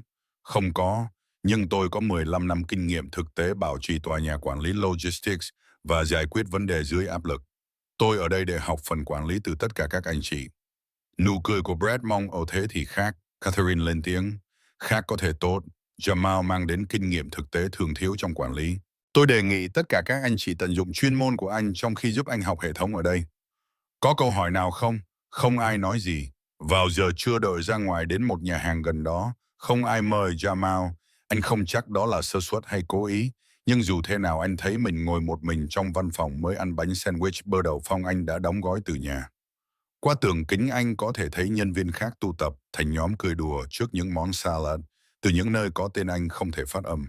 Anh nghĩ về Destiny chắc đang ăn bữa trưa đóng gói của mình trong căng tin PS23 Boom và tự hỏi liệu con bé có bao giờ cảm thấy lạc lõng như thế này không. Suy nghĩ lướt qua đầu anh. Tôi không thuộc về đây. Những người này biết. Chết tiệt, tôi cũng biết. Tôi đang nghĩ gì vậy? Lúc 2 giờ 47 phút chiều mọi thứ thay đổi. Lisa xuất hiện ở cửa văn phòng anh trông bối rối. Chúng ta có tình huống. Hệ thống HVAC ở tầng 18 vừa ngừng hoạt động. 200 người ở trên đó đang phàn nàn về nhiệt độ. Jamal theo cô đến văn phòng cơ sở nơi Brad đang gọi điện cho nhà thầu bên ngoài trông căng thẳng. Brad cúp máy, họ không thể có ai đến đây cho đến ngày mai, và họ báo giá $500 chỉ cho cuộc gọi khẩn cấp. Jamal lên tiếng, để tôi xem sơ đồ tòa nhà. Brad do dự, anh muốn xem bạn về, giống Jamal bình tĩnh. Chúng ở đâu? 5 phút sau Jamal đang nghiên cứu bố trí HVAC cho tầng 18. Hệ thống phức tạp hơn những gì anh quen, nhưng nguyên tắc giống nhau. Luồng không khí áp suất, điều hòa nhiệt độ, tất cả chỉ là vật lý và cơ học. Anh quyết định, tôi cần xem thiết bị thực tế. Brad ngập ngừng. Nó ở trong phòng máy nhưng chúng ta không nên đợi nhà thấu sao? Jamal nhìn thẳng vào anh. Chúng ta có thể đổi và trả $500 hoặc tôi có thể xem bây giờ miễn phí. Anh chọn. Brad trao đổi ánh mắt với những người khác. Được rồi đường này. Phòng máy chính xác là nơi Jamal cảm thấy thoải mái giữa ống dẫn và ống thông hơi và máy móc có ý nghĩa. Anh cởi áo vest, sắn tay áo và trèo lên kiểm tra thiết bị chính. Giọng anh vang xuống đưa tôi đèn pin kia. Trong 20 phút anh truy tìm hệ thống kiểm tra kết nối thu các điểm áp suất. Đổi quan sát từ dưới một số trông hoài nghi những người khác chỉ tò mò. Rồi Jamal tìm thấy một vạn bị kẹt cắt đứt luồng không khí đến toàn bộ tầng. Anh công bố, đây rồi, làm việc với vạn bằng cô lê ai đó đưa lên. Cái này bị két có lẽ do thiếu bảo trì. Anh cần lên lịch kiểm tra hàng quý cho tất cả các thiết bị này. Anh vân vân lần cuối và ngay lập tức họ nghe hệ thống khởi động trở lại. Không khí mát bắt đầu chảy qua các ống thông hơi. Jamal trèo xuống lầu tay vào khăn, chỉ là cơ học cơ bản. Anh chỉnh lại cà vạt áo sơ mi trắng bây giờ, có vết bụi trông có lẽ lộn xộn nhưng HVAC đã được sửa. Nhưng chúng ta nên lắp lịch bảo trì đó. Catherine xuất hiện ở cửa đúng lúc Jamal mặc áo vest trở lại. Bà hẳn đã nghe về tình huống. Mặt bà quan sát hiện trường hệ thống đã sửa biểu hiện thay đổi của đội áo sơ mi bản của Jamal. Bà mỉm cười, giọng bà ấm áp. Thầy chưa tôi đã nói anh thuộc về đây. 1 giờ sau Jamal nhận được email cảm ơn từ giám đốc tầng 18 CC Catherine, rồi một cái khác từ ai đó trong cuộc họp đó, rồi một cái khác nữa. Đến 5 giờ chiều Lisa ghé văn phòng anh. Cô mỉm cười. Nay một số người chúng tôi sẽ đi uống rượu sau giờ làm thứ sáu, anh nên đến. Jamal lắc đầu, tôi có con gái. Lisa vẫy tay, đưa cô bé đi. Chúng tôi sẽ đến một nơi có burger tốt, trẻ em được chào đón. Đó không phải nhiều, chỉ là uống rượu, nhưng nó cảm giác như có gì đó đã thay đổi. Brad xuất hiện ở cửa khi Jamal đang thu dọn. Này về sáng nay tôi đã quá đáng với câu hỏi đó. Jamal lắc đầu, anh đang làm việc của mình đảm bảo gã mới có thể xử lý. Brad chuyển trọng tâm, có thể. Nhưng anh đã chứng minh mình hôm nay. Vấn đề vẫn đó sẽ tốn nhà thầu hàng giờ để chẩn đoán. Anh làm trong 20 phút. Jamal nhún vai. Chỉ tình cờ biết tìm gì. Brad đưa tay ra. Đó chính xác là điểm. Chào mừng đến đội. Lần này thật sự. Jamal bắt tay và lần đầu tiên cả ngày nuốt thất trong ngực anh nới lỏng một chút. Trên tàu điện ngầm về nhà vẫn trong bộ vest bắn, Jamal lôi điện thoại ra và nhắn tin cho Destiny. Ngày đầu xong rồi, bố sửa được thứ gì đó lớn. Con nói đúng, bố làm được. Phản hồi của cô đến ngay lập tức. Con đã nói mà, chúng ta có thể ăn mừng bằng pizza không? Jamal mỉm cười. Được con yêu, chúng ta có thể ăn mừng bằng pizza. Anh nhìn hình ảnh phản chiếu của mình trong cửa sổ tàu điện ngầm. Một người đàn ông da đen mệt mỏi trong bộ vest quá rộng có mùi dầu máy và bụi. Anh không trông như một giám đốc điều hành Manhattan. Nhưng có lẽ điều đó ổn. Có lẽ anh không cần trông như họ. Anh chỉ cần làm công việc. Và hôm nay anh đã làm được. 3 tháng đầu là khó khăn nhất trong đời Jamal, kể cả năm sau khi Rashida mất. Anh đến Sterling Tech mỗi sáng lúc 6:30 và hiếm khi rời trước bấy giờ tới. Sau khi Destiny đi ngủ, anh dành hàng giờ xem video YouTube về hệ thống quản lý tòa nhà, đọc sổ tay ngành tự dạy mình, phần kinh doanh của vận hành cơ sở mà anh chưa bao giờ cần trước đây. Bản thân công việc không phải vấn đề. Jamal hiểu tòa nhà, hiểu cách mọi thứ hoạt động. Nhưng thế giới doanh nghiệp có ngôn ngữ riêng, từ viết tắt quy trình nghi thức email bằng tính ngân sách khiến đầu anh quay cuồng. Anh cảm giác như đang học nói một ngoại ngữ trong khi mọi người khác sinh ra đã thông thạo. Nhưng anh xuất hiện mỗi ngày và anh học. Catherine bắt đầu thói quen gặp anh uống cà phê mỗi sáng thứ ba, lúc bấy giờ trước khi tòa nhà tấp nập. Họ ngồi trong văn phòng bà với thành phố thức dậy bên dưới, và bà hướng dẫn anh qua bất cứ điều gì anh đang vật lộn tuần đó. Trong tuần thứ ba, bà nói với anh đang làm tốt hơn anh nghĩ. Đội đang giận chấp nhận. Jamal lắc đầu. Brad vẫn nhìn tôi như tôi sắp làm nổ thứ gì đó. Catherine khuấy cà phê. Brad nhìn mọi người như vậy. Cho nó thời gian. Bà dừng lại. Tôi có thể hỏi anh điều gì đó cá nhân không? Anh gật đầu. Được. Giọng bà tò mò. Tại sao anh thực sự nhận công việc này? Và đừng nói chỉ vì tiền. Tôi đã thấy đàn ông nhận công việc lương cao vì tiền. Họ không làm việc như anh làm việc. Jamal suy nghĩ. Phản hồi của anh chân thành. Vợ tôi Rashida, bà ấy thường nói thời gian khó khăn chỉ là những cuộc phiêu lưu chúng ta chưa tìm ra. Khi tiền chật, bà ấy biến nó thành trò chơi. Khi tôi căng thẳng về công việc, bà ấy nhắc tôi rằng chúng tôi đang xây dựng điều gì đó cùng nhau. Anh dừng lại. Sau khi bà ấy mất, mọi thứ chỉ trở nên khó khăn. Chỉ khó khăn anh biết đấy, không phiêu lưu không mục đích ngoại trừ sống sót thêm một ngày nữa. Và bây giờ, tôi muốn cho con gái tôi thấy rằng bạn có thể có nhiều hơn sự sống sót, rằng mẹ nó nói đúng. Thời gian khó khăn có thể biến thành điều gì đó tốt hơn nếu bạn đủ dũng cảm. Catherine im lặng một lúc. Bố tôi đến đất nước này với 300 đô trong túi, làm việc trong một tiệm giật khô 12 giờ một ngày, 7 ngày một tuần. Chúng tôi sống trong một căn hộ, một phòng ngủ ở Queens. Tôi, bố mẹ tôi, bà tôi, tất cả chen chúc với nhau. Tôi ngủ trên ghế sofa cho đến khi 15 tuổi. Jamal nhìn bà ngạc nhiên. Tôi không biết điều đó, Catherine mỉm cười. Hầu hết mọi người không biết, đến khi tôi vào đại học bố tôi đã biến một tiệm giật khô thành một chuỗi. Nhưng tôi nhớ những năm đầu, tôi nhớ ông về nhà kiệt sức tay sắn sùi vì hóa chất, nhưng vẫn mỉm cười vì chúng tôi ở bên nhau và chúng tôi đang làm cho nó hoạt động. Bà nhìn Jamal. Đó là lý do tôi thuê anh vì tôi thấy điều tương tự trong anh mà tôi thấy trong bố tôi. Sự từ chối bỏ cuộc đó, ngay cả khi bỏ cuộc sẽ dễ hơn. Sau đó sáng thứ ba của họ trở nên ít về công việc và nhiều hơn về hiểu nhau. Hai người từ những thế giới tương tự đã kết thúc ở những nơi rất khác nhau, cố gắng bạc cầu qua khoảng cách đó. Destiny bắt đầu đến văn phòng 2 lần một tuần sau giờ học. Jamal sẽ đón cô từ PSH Babawan và đưa cô trở lại Sterling Tech nơi cô làm bài tập trong văn phòng anh trong khi anh hoàn thành ngày làm việc. Đổi quen với việc thầy một đứa trẻ 9 tuổi ở bàn hội nghị sách vở trai ra thỉnh thoảng hỏi những câu khiến mọi người mỉm cười. Một buổi chiều cô hỏi, chú Brad Hatchback là viết tắt của gì? Brad, người đã giữ khoảng cách với Jamal, không thể không cười. Sưởi ấm thông gió và điều hòa không khí. Destiny gật đầu nghiêm túc. Ở đó là cái bồ sữa ngày đầu tiên. Brad liếc Jamal. Anh ấy đã làm vậy. Catherine quan tâm đặc biệt đến Destiny. Bà ghé văn phòng Jamal để kiểm tra họ và bằng cách nào đó luôn có một cuốn sách khoa học mới để Destiny mượn sách giáo khoa nâng cao về sinh học và kỹ thuật mà hầu hết học sinh lớp 4 không chạm vào, nhưng Destiny nuốt chửng chúng. Catherine nói với Jamal, cô bé nhắc tôi về chính mình ở tuổi đó, tò mò về mọi thứ, đừng để sự tò mò đó chết đi. Nhưng không phải mọi thứ đều trở nên dễ dàng hơn. Brad vẫn giao cho Jamal những nhiệm vụ khó nhất, vẫn đặt câu hỏi về quyết định của anh trong các cuộc họp, vẫn làm rõ anh nghĩ Jamal ngoài tầm. Và có lẽ Brad có lý, Jamal mắc sai lầm. Anh phê duyệt một nhà cung cấp hóa ra không đáng tin cậy. Anh bỏ lỡ thời hạn trong báo cáo an toàn. Anh vô tình lên lịch 2 dự án bảo trì lớn cho cùng một ngày gây hỗn loạn. Mỗi lần anh mong Catherine gọi anh vào văn phòng bà và thừa nhận đây là một sai lầm. Mỗi lần bà chỉ nói xưa nó và học từ nó. Vậy là anh làm. Bước ngoặt đến vào tháng thứ tư, đó là một buổi sáng thứ ba 9 giờ 47 phút. Jamal đang trong cuộc họp đánh giá ngân sách khi chuông báo cháy bắt đầu rú. Không phải mau kiểm tra thông thường thu thật, đèn nhấp nháy giống tự động thông báo sơ tán tất cả. Toàn bộ tòa nhà phải được sơ tán. 52 tầng, hơn 3.000 người, tất cả tiền xuống cầu thang trong hỗn loạn có tổ chức. Jamal lấy radio và hướng đến văn phòng an ninh để tìm hiểu điều gì kích hoạt nó. Brad đã ở đó trong hoảng loạn. Brad nói nhanh. Hệ thống nói có cháy ở tầng 34, nhưng camera không thấy gì. Tôi nghĩ đó là trục trặc nhưng tôi không thể ghi đè nó. Sở cứu hỏa đang trên đường. Shaman hỏi, còn hệ thống dập lửa thì sao? Brad lắc đầu.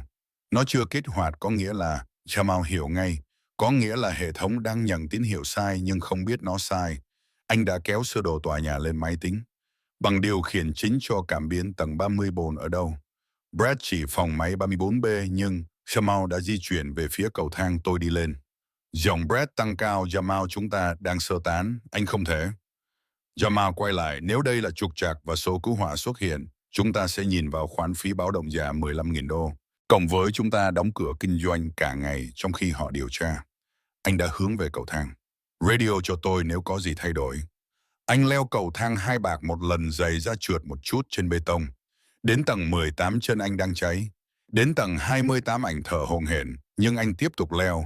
Phòng máy 34B nóng và ồn ào với máy móc. Jamal đi thẳng đến bảng phát hiện cháy mở nó ra và quét các mạch. Đó rồi một kết nối dây bị ăn mòn gây ra tín hiệu sai. Anh lấy dụng cụ đa năng và bắt đầu làm việc. Radio rè rè, giọng Brad vang lên. Jamal, sở cứu hỏa đến rồi. Họ hỏi cái quái gì ai đó đang làm bên trong. Jamal trả lời trong khi làm việc. Nói họ tôi đang sửa báo động giả của họ. Cho tôi 5 phút nữa. Tay anh làm việc nhanh tách kết nối bị ăn mòn nổi một đoạn dây mới từ hộp dụng cụ của anh.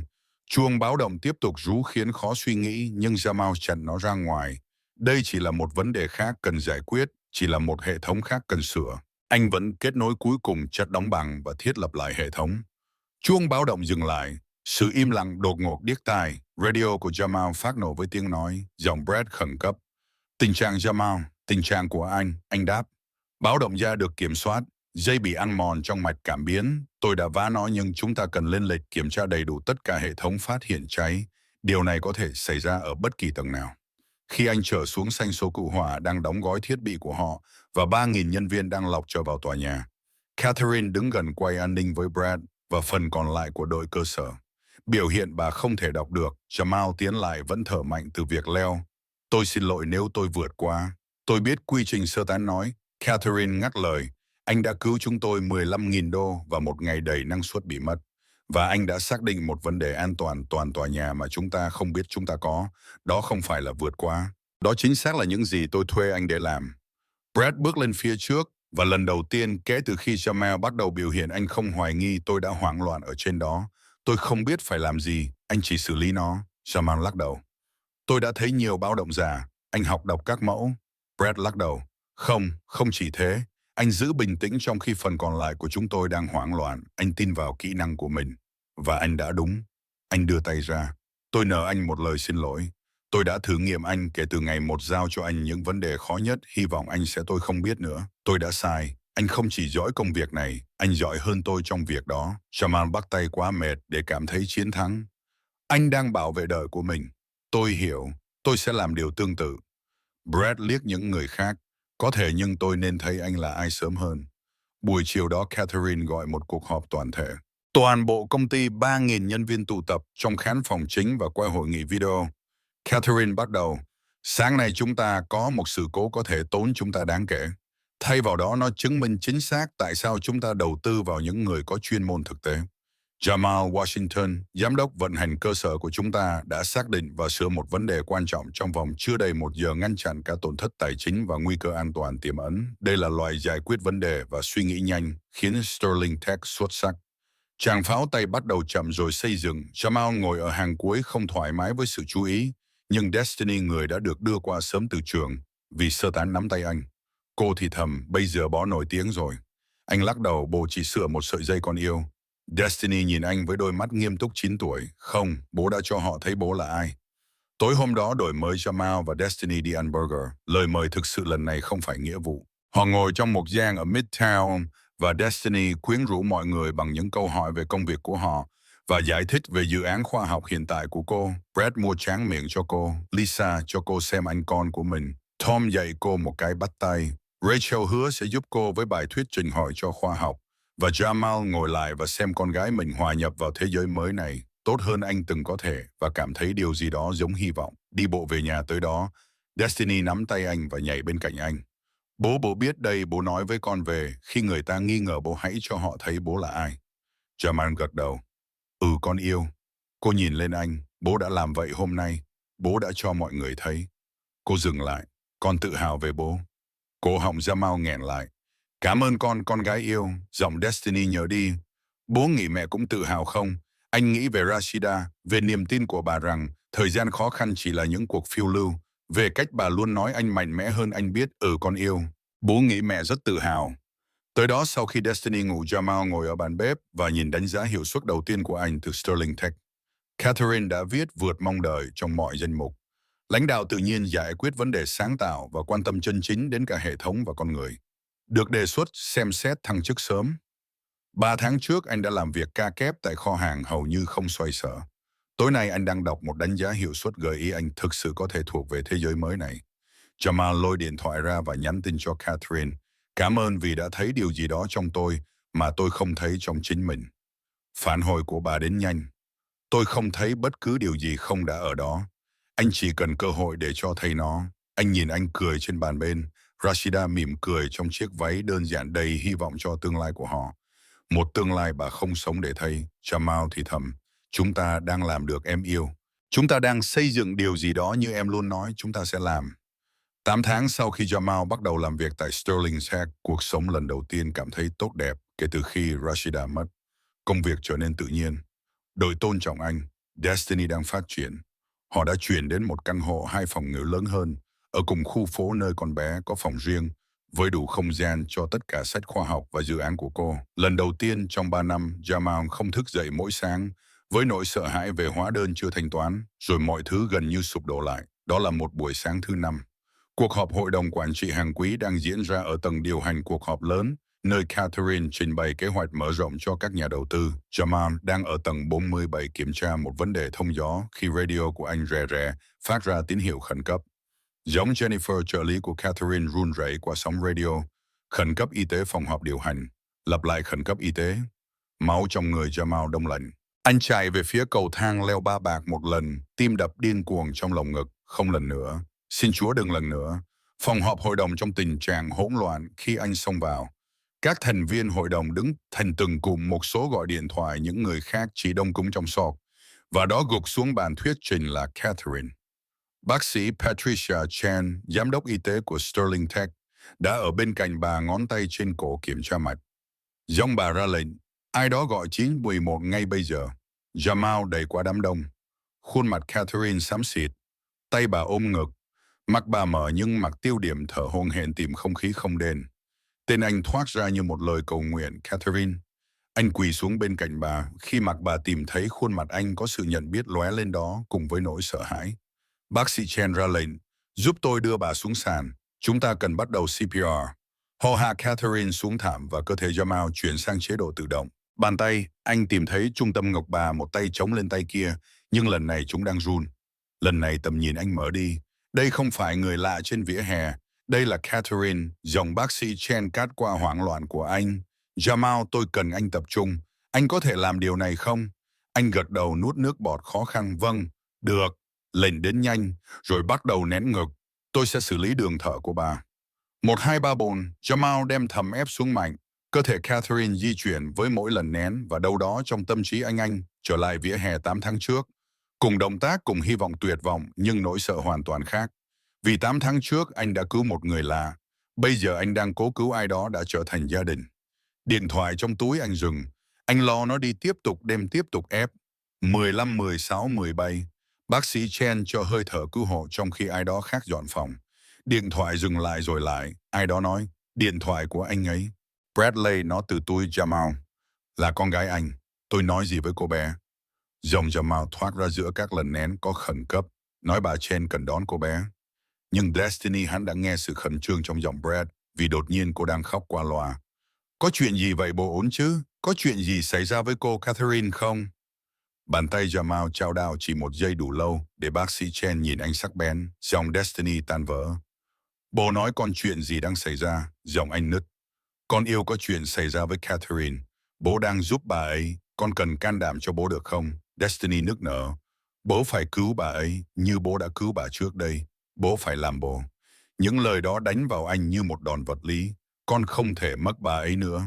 Khi nào Catherine trở nên quan trọng như vậy với họ? Khi nào bà ngừng là người phụ nữ anh cứu và trở thành ai đó Destiny yêu thương, tiếng còi xe cứu thương đến gần. Jamal tiếp tục nén ngực, vai anh la hét phản đối, mồ hôi nhỏ giọt xuống khuôn mặt. Bác sĩ Chen theo dõi mặt Catherine, gọi cập nhật. Mặt yếu nhưng có mặt. Tiếp tục. Các nhân viên cấp cứu xông vào. Họ tiếp quản ngay lập tức gần màn hình đất Eve chặt Catherine lên cáng.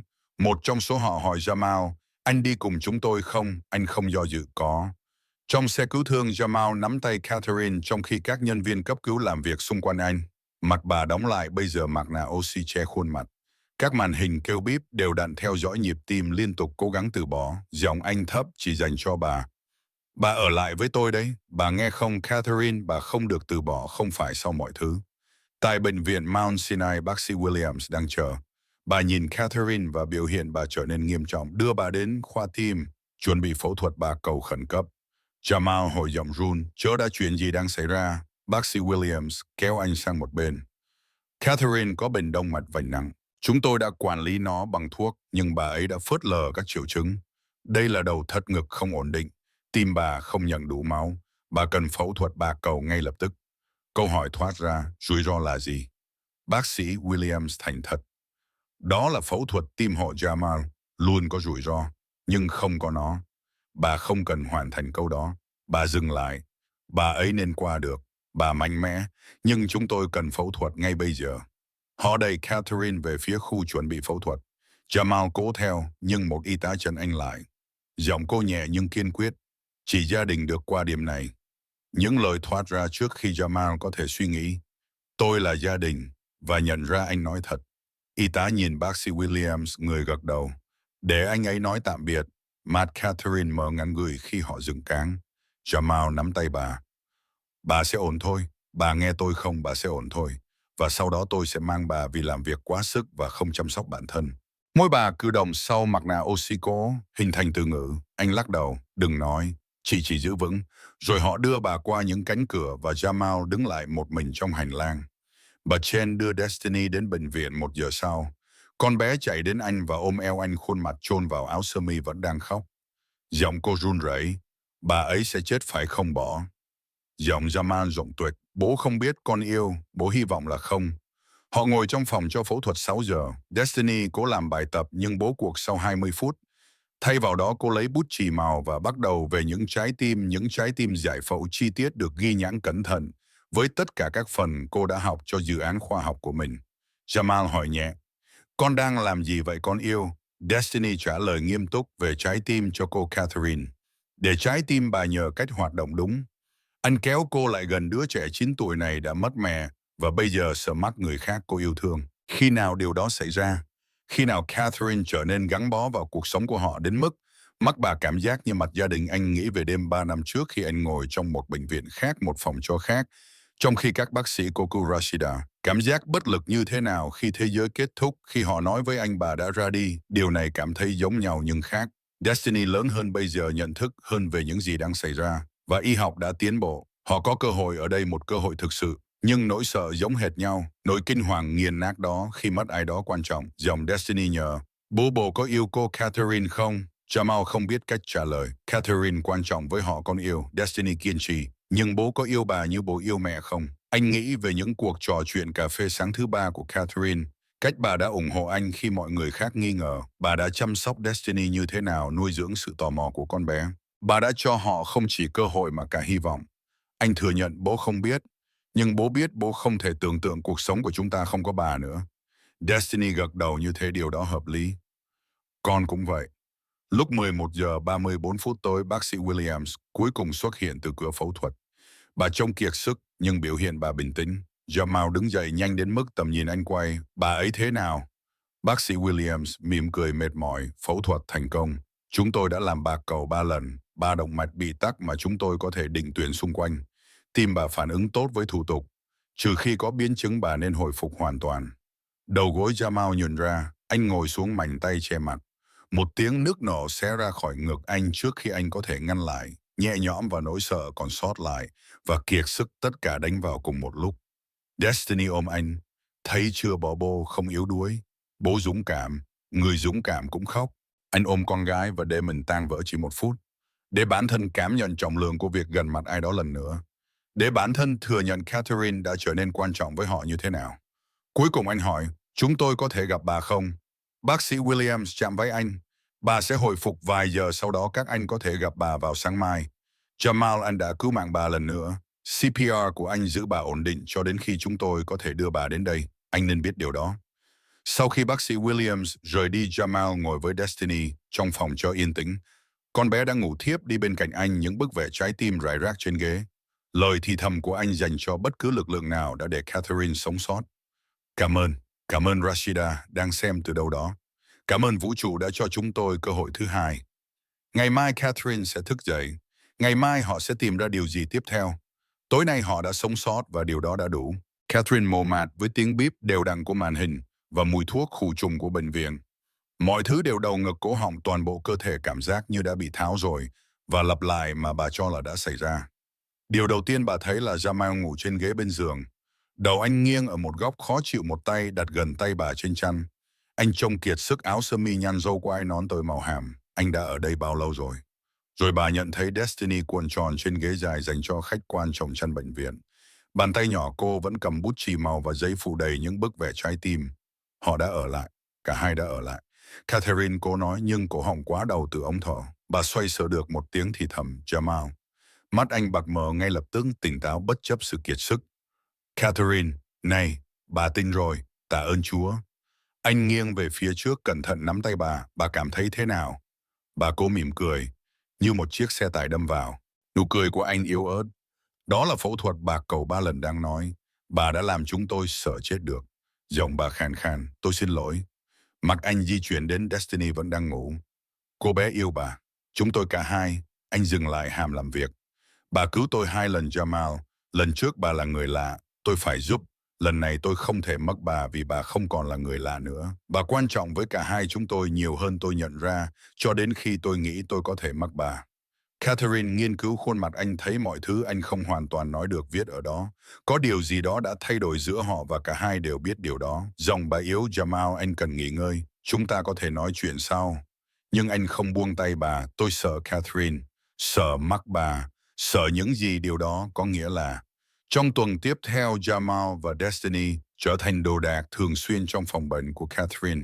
Họ đến mỗi buổi sáng trước giờ học và làm việc và trở lại mỗi buổi tối. Destiny sẽ làm bài tập ở trên giường Catherine, thỉnh thoảng đọc tổ từ sách thư viện của cô. Jamal sẽ ngồi yên lặng, đôi khi làm việc trên laptop, đôi khi chỉ ở đó. Một buổi chiều Catherine nói, đọc phần về buồng tim lại đi Destiny. Destiny sáng lên và nhảy vào giải thích nhiệt tình về chức năng tim mạch hoàn chỉnh với cử chỉ tay. Và thấy không, đó là lý do phẫu thuật của cô hoạt động. Họ đã cho máu cô những con đường mờ để đi khi những con đường cứ bị chặn. Catherine mỉm cười. Một ngày nào đó con sẽ là một bác sĩ xuất sắc, hoặc nhà khoa học, hoặc có thể cả hai. Destiny dừng lại rồi hỏi với sự thẳng thắn 9 tuổi. Cô Catherine, cô có con nào không? Nụ cười Catherine mở dần. Không con yêu, tôi chưa bao giờ có. Giọng Destiny tò mò. Tại sao Jamal cảnh báo nhẹ nhàng Destiny? Catherine lắc đầu. Không sao, tôi quá bận xây dựng công ty của mình. Tôi nghĩ tôi có thời gian cho gia đình sau này, nhưng sau này chưa bao giờ đến. Bây giờ tôi 50 và chỉ có mình tôi. Destiny trèo lên giường cẩn thận tránh các đường AV. Không phải chỉ có cô có con và bố bây giờ. Jamel bắt đầu, con yêu đó không phải, nhưng Destiny tiếp tục hoàn toàn chân thành. Cô có thể làm mẹ kế của con không? Ý con là nếu cô muốn, con chưa bao giờ có mẹ kế, nhưng con nghĩ cô sẽ thực sự giỏi trong việc đó. Mặt Catherine đầy nước mắt, Destiny đó là rất ngọt ngào. Nhưng, cô bé ngắt lời, nhưng tại sao không cô thích bố? Bố thích cô, con thích cả hai người. Đó là cách gia đình hoạt động phải không? Jamal đứng dậy đột ngột. Destiny, chúng ta nên để cô Catherine nghỉ ngơi, nói chúc ngủ ngon. Sau khi Destiny rời đi với bà Chen, người đã chờ ở hành lang, Jamal quay lại phòng Catherine. Họ ngồi trong im lặng khó chịu một lúc lâu. Cuối cùng Jamal nói, tôi xin lỗi về điều đó, cô bé không hiểu. Catherine ngắt lời nhẹ nhàng, nếu cô bé hiểu thì sao? Nếu cô bé hiểu điều gì đó chúng ta cả hai quá sợ để thừa nhận. Jamel ngồi xuống nặng nề. Catherine, tôi không thể. Tôi không biết cách làm điều này. Tôi yêu Rashida. Tôi vẫn yêu bà ấy. Vậy, nếu tôi tiến lên với người khác, điều đó có nghĩa là tôi bỏ bà ấy lại phía sau không? Giọng Catherine kiên quyết bất chấp sự yếu đuối. Không, Jamal, tôi cần nói với anh điều gì đó. Tôi đang yêu anh, yêu cả hai anh. Tôi đã như vậy trong nhiều tháng. Và tôi biết anh không thể thay thế Rashida. Tôi sẽ không bao giờ muốn. Nhưng tình yêu không cạn kiệt, Jamal. Anh thì thầm, nó nhân lên. Đó là những gì Rashida thường nói. Catherine gật đầu. Bà ấy nói đúng. Jamal thừa nhận. Tôi sợ. Sợ tiếp tục. Sợ ý nghĩa của nó. Sợ tôi đang phản bội ký ức của bà. Catherine vội tay nắm lấy tay anh. Anh không phản bội ai bằng cách hạnh phúc lại. Anh đang tôn vinh bà bằng cách sống trọn vẹn, bằng cách cho Destiny một cuộc sống đầy đủ. Đó là những gì bà muốn. Anh hỏi khàn khàn. Làm sao bà biết? Catherine nói nhẹ. Bởi vì nếu tôi là bà, đó là những gì tôi muốn cho người đàn ông tôi yêu. Tôi không yêu cầu anh quên bà. Tôi hỏi liệu có chỗ trong tim anh cho cả hai chúng tôi không? Jamal im lặng lâu. Bà có thể cho tôi một chút thời gian không? Tôi cần có thứ tôi cần làm trước. Catherine mỉm cười mệt mỏi. Hãy dành tất cả thời gian anh cần. Thứ bảy đó, Jamal lái xe Destiny đến nghĩa trang Woodlawn.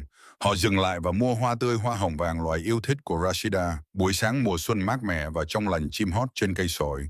Họ cùng đi đến mộ Rashida và Destiny ngay lập tức quỳ xuống sắp xếp hoa, giọng cô trong treo. Chào mẹ, chúng con mang hoa đẹp cho mẹ, những bông vàng mẹ thích. Jamal quỳ bên cạnh con gái, đặt tay lên bia mộ. Một lúc lâu anh chỉ ngồi đó cố tìm từ ngữ. Cuối cùng anh nói, em yêu anh, cần nói với em điều gì đó. Có ai đó bước vào cuộc sống của chúng anh, ai đó tốt, ai đó đã tốt với anh và Destiny, ai đó khiến anh muốn mỉm cười lần nữa. Destiny chầm cánh tay anh. Không sao đâu bố, bố có thể nói với mẹ về cô Catherine. Anh nhìn xuống ngạc nhiên, con biết à? Cô bé cười, bố con 9 tuổi không ngủ đâu. Destiny quay sang bia mộ, mẹ tên bà là Catherine và bà thực sự thông minh và tử tế và bà đã mua cho con như 100 cuốn sách khoa học và bà khiến bố hạnh phúc, mẹ sẽ thích bà. Mặt Jamal cháy với nước mắt. Rashida, anh sẽ luôn yêu em, luôn luôn. Em đã cho anh Destiny, em đã cho anh những năm tháng tốt nhất trong đời anh. Nhưng tim anh nghĩ nó đủ lớn cho hai người. Anh hy vọng điều đó ổn. Anh hy vọng em không giống anh vợ òa. Gió nổi lên nhẹ nhàng xao sắc qua cây sồi phía trên hồ. Lá mùa xuân mới nhảy múa và một chiếc rơi xuống hạ cánh ngay trên bia mộ Rashida bên cạnh những bông hoa. Destiny thở hổn hển nhẹ. Bố thay không? Jamal gật đầu không tin mặt mình. Bố thay con yêu. Dòng Destiny chắc chắn đó là mẹ nói không sao đâu. Anh kéo cô vào một cái ôm chặt. Con biết sao? Cô bé nhìn anh nghiêm túc. Mẹ muốn bỏ hạnh phúc. Bà nói với con trong giấc mơ. Bà nói bố xứng đáng để yêu lại. Rằng bà chọn bố vì bố có rất nhiều tình yêu để cho và sẽ buồn nếu bố giữ tất cả nó bị khóa. Destiny nhìn anh và bà nói hãy nói với bố rằng cô Catherine là người tốt. Jamal cười qua nước mắt kéo Destiny vào một cái ôm. Mẹ con luôn biết điều đúng đắn để nói. Họ ngồi đó lâu hơn một chút. Ba người họ cha con và ký ức của người phụ nữ đã dạy họ cả hai cách yêu thương. Mặt trời buổi sáng sưởi ấm khuôn mặt Jamal và anh cảm thấy điều gì đó anh chưa cảm thấy trong 3 năm sự cho phép để tiến lên mà không có tội lỗi. Lời thì thầm của anh dành cho bia mộ. Cảm ơn em yêu, cho mọi thứ, cho Destiny, cho việc dạy anh tình yêu trông như thế nào. Anh hứa anh sẽ không bao giờ quên em, nhưng anh cũng hứa anh sẽ tiếp tục sống theo cách em muốn. Khi họ đi bộ trở lại xe Destiny, trượt tay vào tay anh. Chúng ta có thể đến thăm cô Catherine bây giờ không? Còn muốn nói với bà mẹ chấp thuận. Jamal mỉm cười lần đầu tiên. Kể từ khi Rashida mắc anh cảm thấy như chỉ có thể tim anh đã sẵn sàng để yêu lại. Được con yêu, chúng ta có thể làm vậy. 6 tháng sau vào một buổi chiều thứ Bảy, hoàn hảo tháng 10, Jamal Washington đứng dưới một cây sồi trong công viên Riverside, chỉ một phần tư dặm từ nghĩa trang Woodlawn. Việc chọn địa điểm đã cố ý, Rashida sẽ gắn về tinh thần nếu không phải về thể xác. 30 khách ngồi trên ghế gặp được sắp xếp thành nửa vòng tròn. Đội điều hành của Catherine trộn lẫn với bạn bè kho hàng của Jamal. Bà Chen ngồi hàng đầu chùi mắt bằng khăn tay. Brad đừng làm phù rể của Jamal trông ngạc nhiên xúc động. Và ở đó ở hàng đầu ngồi một chiếc ghế chồng với anh cười của Rashida, được tựa trên nó bao quanh bởi hoa hồng vàng. Destiny đứng bên cạnh Jamal trong một chiếc váy xanh hoa ngô mà Catherine đã thiết kế đặc biệt cho cô. Cô ôm một bó hoa nhỏ và liên tục nhảy trên ngón chân với sự phấn khích, hầu như không chứa đựng. Cô thì thầm, bà đến rồi bó con có thể thấy bà. Jamal nhìn xuống lối đi tạm thời và cảm thấy hơi thở nghẹn lại. Catherine bước về phía họ trong một chiếc váy màu champagne đơn giản cầm hoa lily trắng. Không mang che, không đuôi dài, không gì phô trương chỉ bà, trông đẹp hơn anh từng thấy. Nhưng điều khiến cổ họng anh nghẽn lại là cử chỉ nhờ bà làm khi qua anh Rashida, một cái cúi đầu nhẹ, một sự thừa nhận, một lời hứa rằng bà không ở đây để xóa ai, chỉ để thêm vào câu chuyện của họ. Lẽ ngắn gọn và cá nhân. Người chu hôn một người bạn của Catherine nói về cơ hội thứ hai và cách tình yêu không giảm khi chia sẻ. Nó nhân lên, rồi đến lúc trò lời thế, Jamal nắm tay Catherine, nhận cười của anh từ Rashida vẫn trên tay phải. Catherine đã khăng khăng anh tiếp tục đeo nó. Bà ấy là một phần của anh là ai? Bà đã nói, tôi không muốn anh cắt bà đi. Sung Jamal vẫn bất chấp cảm xúc. Catherine, bà không thay thế ai. Bà không thể thay thế ai như Rashida. Nhưng bà đã cho tôi thấy tim tôi đủ lớn cho một chương khác. Bà không phải là kết thúc của một câu chuyện hay sự khởi đầu của một câu chuyện khác. Bà là sự tiếp tục bằng chứng rằng tình yêu không kết thúc. Nó chỉ phát triển thành điều gì đó mới. Mặt Catherine đã lấp lánh với nước mắt. Jamal, trước khi tôi gặp anh tôi nghĩ của cải có nghĩa là tiền và thành công. Nhưng anh đã dạy tôi rằng của cải thực sự là có người để yêu thương. Những người nhìn thấy anh không phải vì những gì anh có thể cung cấp mà vì anh là ai. Anh và Destiny đã cho tôi một gia đình tôi chưa bao giờ biết mình cần. Và tôi hứa sẽ tôn vinh ký ức Rashida bằng cách chăm sóc cuộc sống đẹp đẽ bà đã xây dựng với anh. Người chủ hôn mỉm cười. Bây giờ tôi tin ai đó khác có điều gì đó để nói. Destiny bước lên mở một tờ giấy notebook. Tay cô run nhẹ khi đọc. Gia đình không phải về việc có cùng máu. Gia đình là về việc chọn đứng bên nhau. Đó là về yêu thương ai đó, ngay cả khi khó khăn. Mẹ con trên thiên đàng chọn bố con vì ông có trái tim lớn nhất. Và bây giờ cô Catherine chọn chúng con vì bà cũng có một trái tim lớn. Một số trẻ em có một mẹ, con may mắn có hai. Một người xem từ các vì sao và một người ở đây để nắm tay con. Và con nghĩ đó là khá đặc biệt. Không có mặt khô nào trong buổi tụ họp, Jamal kéo Destiny vào một cái ôm. Rồi Catherine tham gia họ. Ba người họ đứng cùng nhau dưới cây sồi trong khi nhiếp ảnh gia chụp khoảnh khắc. Sau khi nhận được trao đổi và nụ hôn niêm phong liên minh của họ, Destiny dẫn Catherine đến chiếc ghế trong của Rashida. Cô đặt bó hoa nhỏ của mình lên đó nhẹ nhàng, giọng cô đủ rõ ràng để mọi người nghe. Chào mẹ, cảm ơn mẹ đã gửi cô Catherine cho chúng con. Con biết mẹ ở đây, con có thể cảm thấy. Thiết chiêu đãi được tổ chức tại ngôi nhà mới của họ ở Queens, một ngôi nhà 3 phòng ngủ với sân nhỏ nơi Destiny có thể chơi. Không phải dinh thự chỉ là một ngôi nhà thoải mái cảm thấy như của họ. Bàn được dựng lên trong sân sau cho một bữa tiệc nướng đơn giản loại lễ kỷ niệm Jamal cảm thấy thoải mái. Brad đứng lên để nói lời chúc mừng. Tôi không giỏi bài phát biểu vì vậy, tôi sẽ giữ nó ngắn gọn. Khi Jamal lần đầu tiên tham gia Sterling Tech, tôi không nghĩ anh ấy thuộc về. Tôi đã sai. Anh ấy đã dạy tôi rằng bạn không đánh giá mọi người theo nơi họ bắt đầu. Bạn đánh giá họ theo những gì họ làm khi được trao cơ hội. Anh ấy là một trong những người đàn ông tốt nhất tôi biết. Và Catherine, bà may mắn khi có anh ấy. Tất cả chúng tôi đều vậy. Bà Chen đi tiếp theo, tiếng Anh có giọng của bà dày với cảm xúc. Tôi xem gia đình này phát triển từ nỗi đau, xem họ đấu tranh, xem họ sống sót. Bây giờ tôi xem họ phát triển mạnh. Đây là hy vọng trông như thế nào. Rồi Catherine đứng lên kéo Jamal lên cùng. Tôi có một thông báo, chúng tôi đang thành lập quỹ học bổng kỷ niệm Rashida Washington. Nó sẽ cung cấp học bổng đại học đầy đủ cho trẻ em từ gia đình đơn thân, thể hiện hứa hẹn học thuật nhưng thiếu nguồn tài chính. Bởi vì Rashida tin vào giáo dục, vào cơ hội, vào việc cho mọi người cơ hội. Đây là cách chúng tôi giữ bà sống bằng cách tiếp tục các giá trị bà sống theo. Jamal không thể nói, anh chỉ kéo Catherine lại gần và để nước mắt rơi tự do. Catherine thì thầm, bà ấy đã cho anh cuộc sống này. Tôi chỉ vinh dự được là một phần của những gì bà ấy bắt đầu. Bữa tiệc tiếp tục đến tận buổi tối. Destiny ở khắp nơi cùng một lúc chơi với trẻ em hàng xóm, lấy trộm miếng bánh khỏe phòng mới của cô với bất cứ ai lắng nghe. Khi mặt trời lặn và khách bắt đầu rời đi, Jamal và Catherine thấy mình trên hiên nhỏ của ngôi nhà mới xem những ngôi sao đầu tiên xuất hiện. Catherine hỏi dựa vào anh. Có hối tiếc không? Jamal nhìn bầu trời buổi tối, chỉ một. Tôi ước Rashida có thể gặp bà. Catherine nói nhẹ, tôi nghĩ bà ấy đã gặp tôi, qua anh, qua Destiny. Mỗi khi anh cho tôi thấy tình yêu trông như thế nào, đó là ảnh hưởng của bà. Mỗi khi Destiny dạy tôi điều gì đó về cuộc sống, đó là sự khôn ngoan của Rashida. Bà ở đây Jamal, bà trong mọi thứ tốt đẹp về gia đình này. Anh kéo bà lại gần hơn, lối thì thầm của anh dành cho các vì sao nơi anh thích tưởng tượng Rashida đang xem. Em yêu, cảm ơn đã dạy anh rằng tình yêu không bao giờ kết thúc, nó chỉ phát triển. Cảm ơn vì Destiny, cảm ơn vì đã cho anh thấy cách mạnh mẽ, và cảm ơn vì bất cứ điều gì em đã làm để đưa Catherine vào cuộc sống của chúng anh. Giọng Destiny gọi từ bên trong bồ Catherine, đến đọc cho con nào, con muốn cả hai người. Họ nhìn nhau và mỉm cười. Đây là cuộc sống của họ bây giờ. Không hoàn hảo, không có phức tạp nhưng đầy đủ. Hoàn chỉnh theo cách Jamal chưa bao giờ tưởng tượng có thể sau mất mát. Bên trong Destiny đã ở trên giường. Phòng cô là sự pha trộn của cụ và mồi. Anh cười, Rashida ngồi trên bàn đầu giường.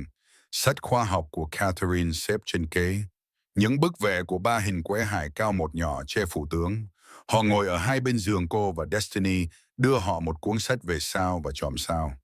Cô ra lệnh, đọc phần về cách sao không bao giờ thực sự chết. Cách ánh sáng của chúng tiếp tục di chuyển mãi mãi.